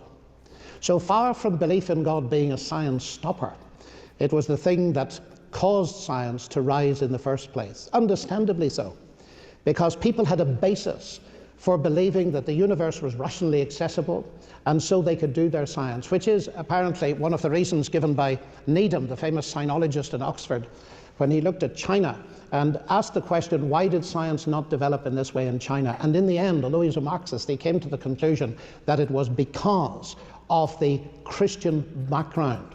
So I'm not ashamed of being both a scientist and a Christian. And I suppose that the major argument that points, doesn't prove, but points towards God is that this universe is a universe in which science can be done. The fact that the laws are there. Richard honestly says he doesn't know where they come from. They come from the logos, the mind that is behind this universe, that has created it by his power and for his glory. And therefore doing science, like Galileo and Kepler suggested, doing mathematics. See, like, I just think that's such a bold assumption. Like, I totally agree with him up to the point where he says, for his greatness and his glory or whatever, and like putting a specific person behind it. I just think that's such a bold assumption to make for any religion that claims to know this is God and this is like our understanding of it and this is what it is and nobody else can be right. I just, like, everything up to that leap is just so presumptuous to me. Is to discover the secrets of the universe in the language of Logos. The modesty says he doesn't know where they come from. They come from the Logos, the mind that is behind this universe, that has created it by his power and for his glory. And therefore doing science, like Galileo and Kepler suggested, doing mathematics, is to discover the secrets of the universe in the language in which God has written them. The other reason why I reject atheism as an explanation is it doesn't even, to my mind, begin to rise to account for the rationality which lies behind science. Also, for the explanation is the other reason why I reject atheism as an explanation is it doesn't even, to my mind, begin to rise to account for the rationality which lies behind science. Also, the rationality that lies behind science. Interesting. That's an interesting take. I think that the Christian faith, which I unashamedly espouse, is not anti-scientific, and I would plead for... Yeah, I mean, that's the question, Harry, but, like, the thing is, there's, like, a bunch of people that believe they have the historical evidence to back it up, right? There's so many people in disagreement with every religion, so I just have a hard time if we can't even establish if it's true or not, then I think it's a pretty bold assumption. But the same attention to be paid to history as is paid. And then that's where I think your personal, that's why I say it's really all just the same thing, and it's just our personal interpretation of it based on our life and what we've been given, the tools we've been given to interpret this thing. To science itself. I find very unconvincing arguments that trip very lightly over things that historians do accept, which mean that we should take the scholarship that has to do with the existence and the resurrection of Christ very seriously indeed. The other big area, which we didn't discuss in great detail tonight, is that if science has buried God, it seems to me there's something else that lies before us, and that is, where are we going to get our morality from? Because Richard has written in one of his books that the universe is just like we'd expect to find it. If at bottom there's no good, there's no evil, there's no justice. DNA just is, and we dance to its music. That seems to me to be a frightfully deterministic universe. And it troubles me to this extent, because it seems to me that, on the one hand, the new atheists, of which Richard is a leader in the world, are trying in a way to hold on to the values that were given to them by Christianity, actually. And I would like to emphasize that, because in many of these books nothing good is said about religion. But Jürgen Habermas, who's not a Christian, of course, recently said that the foundations of our legal system and our education and our morality in Europe are based on Christianity. Everything else is postmodern chatter. What worries me is this, that can you really retain these good moral values and espouse atheism? Hard atheists like Nietzsche and Camus would say you can't. Eventually it will lead to madness. And some people are suggesting that that is actually what's going to happen. And I have a question for Richard Dawkins. I just disagree. Is his world the world of Peter Singer, where in the end moral values get so eroded by a naturalistic framework that Peter Singer can say a newborn baby is of no more value than a pig or a dog or a chimpanzee? Is that the world to which the new atheism is leading us? Peter Singer is one of the most moral people I know, and when he says something like that, it is based upon a very rigorous moral philosophic reasoning. He's interested in suffering, and his point is there that a newborn baby, or certainly a human fetus, may be less capable of suffering than, say, a full-grown pig. That seems to me to be an entirely rational point of view, at least an entirely defensible point of view. However, it was tossed in at the last minute, and I don't want to take all my time dealing with that. John, you quoted me as saying the universe has at bottom no good, no evil, and you said it has exactly the properties we'd expect if there was nothing there. You said that sounds horribly deterministic. Well, another way of putting that would be to say that the universe is horribly rational, horribly intelligible. And one of the main points you've been making is precisely that we live in an intelligible universe, and that's one of the things that we need to explain, and you think it needs a God in order to explain it. What I would like to know is, what would an unintelligible universe look like? How could any creature live as we live? How could any creature have evolved and survived in a universe that didn't have that kind of mathematical intelligibility? It's the anthropic principle again. Just as we could only be living in a universe that has stars, because you need stars to make molecules, so we could only have survived in a universe where there is rationality. I cannot conceive of what an irrational, unlawful universe would look like. Now, science doesn't know everything. So it's one of the glories of science that we know what we don't know, and we The other thing is, the other reason why survival of the fittest and like strictly evolutionary like atheism wouldn't suggest that morals won't exist is because we actually need morals for the survival of our species. Like the progress and continuation of our species greatly relies on morals, actually. You think about it. So morals in that sense like can be explained through evolution and survival of the fittest kind of like concepts, because it's innate, it's instinct in us to keep our species going. We work on what we don't know, try to shrink what we don't know. It's hard work.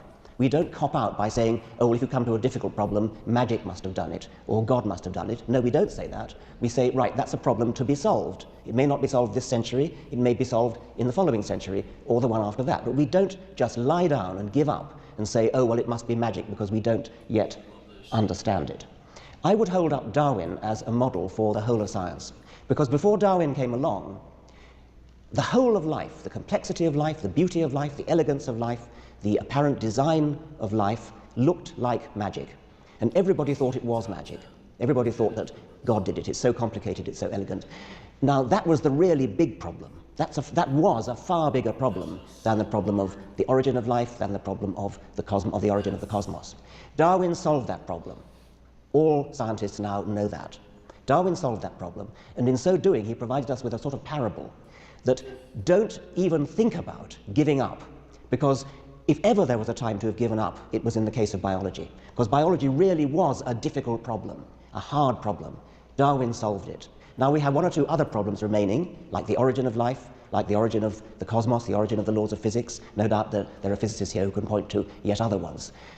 Darwin provides us with a lesson that says, don't give up, because if Darwin could solve it for the really difficult problem, which was life, then we have every hope that science will solve it for the other problems in the end. And even if it doesn't, even if science doesn't solve all problems ever, that is still no grounds for saying, oh, well, magic did it.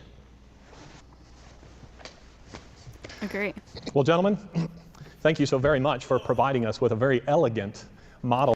Okay. Well, that was cool. Thank you for that suggestion.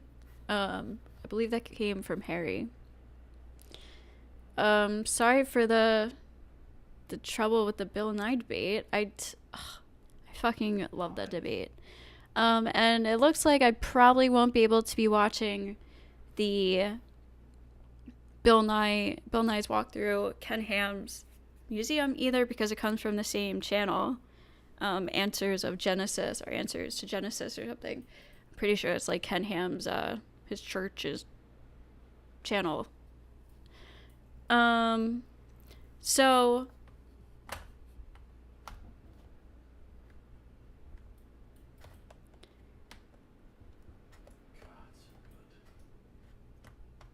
I mean, philosophers know we can't make our own morals, because if my generation does, then the next does too, and they change what we decided, and children decide what they want. Madness is the end result. Well, that's why again, and I've been saying this a lot, but I think a lot of people conflate morals and values. I think there's a big difference between morals and values.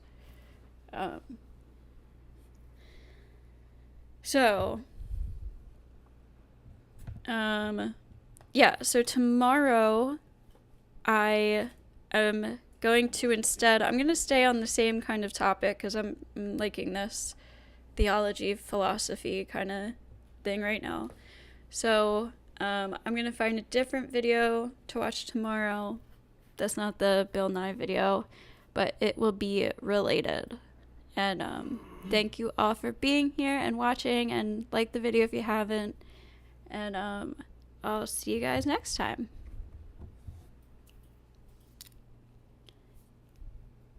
Bye.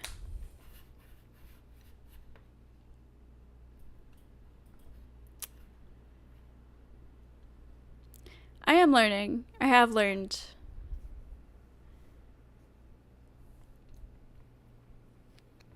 Thanks. Good stream. Enjoyed it. I did too. I enjoyed the conversations, the discussions, and I did learn a lot tonight. So it was cool. I'll see you guys later. You too. Night.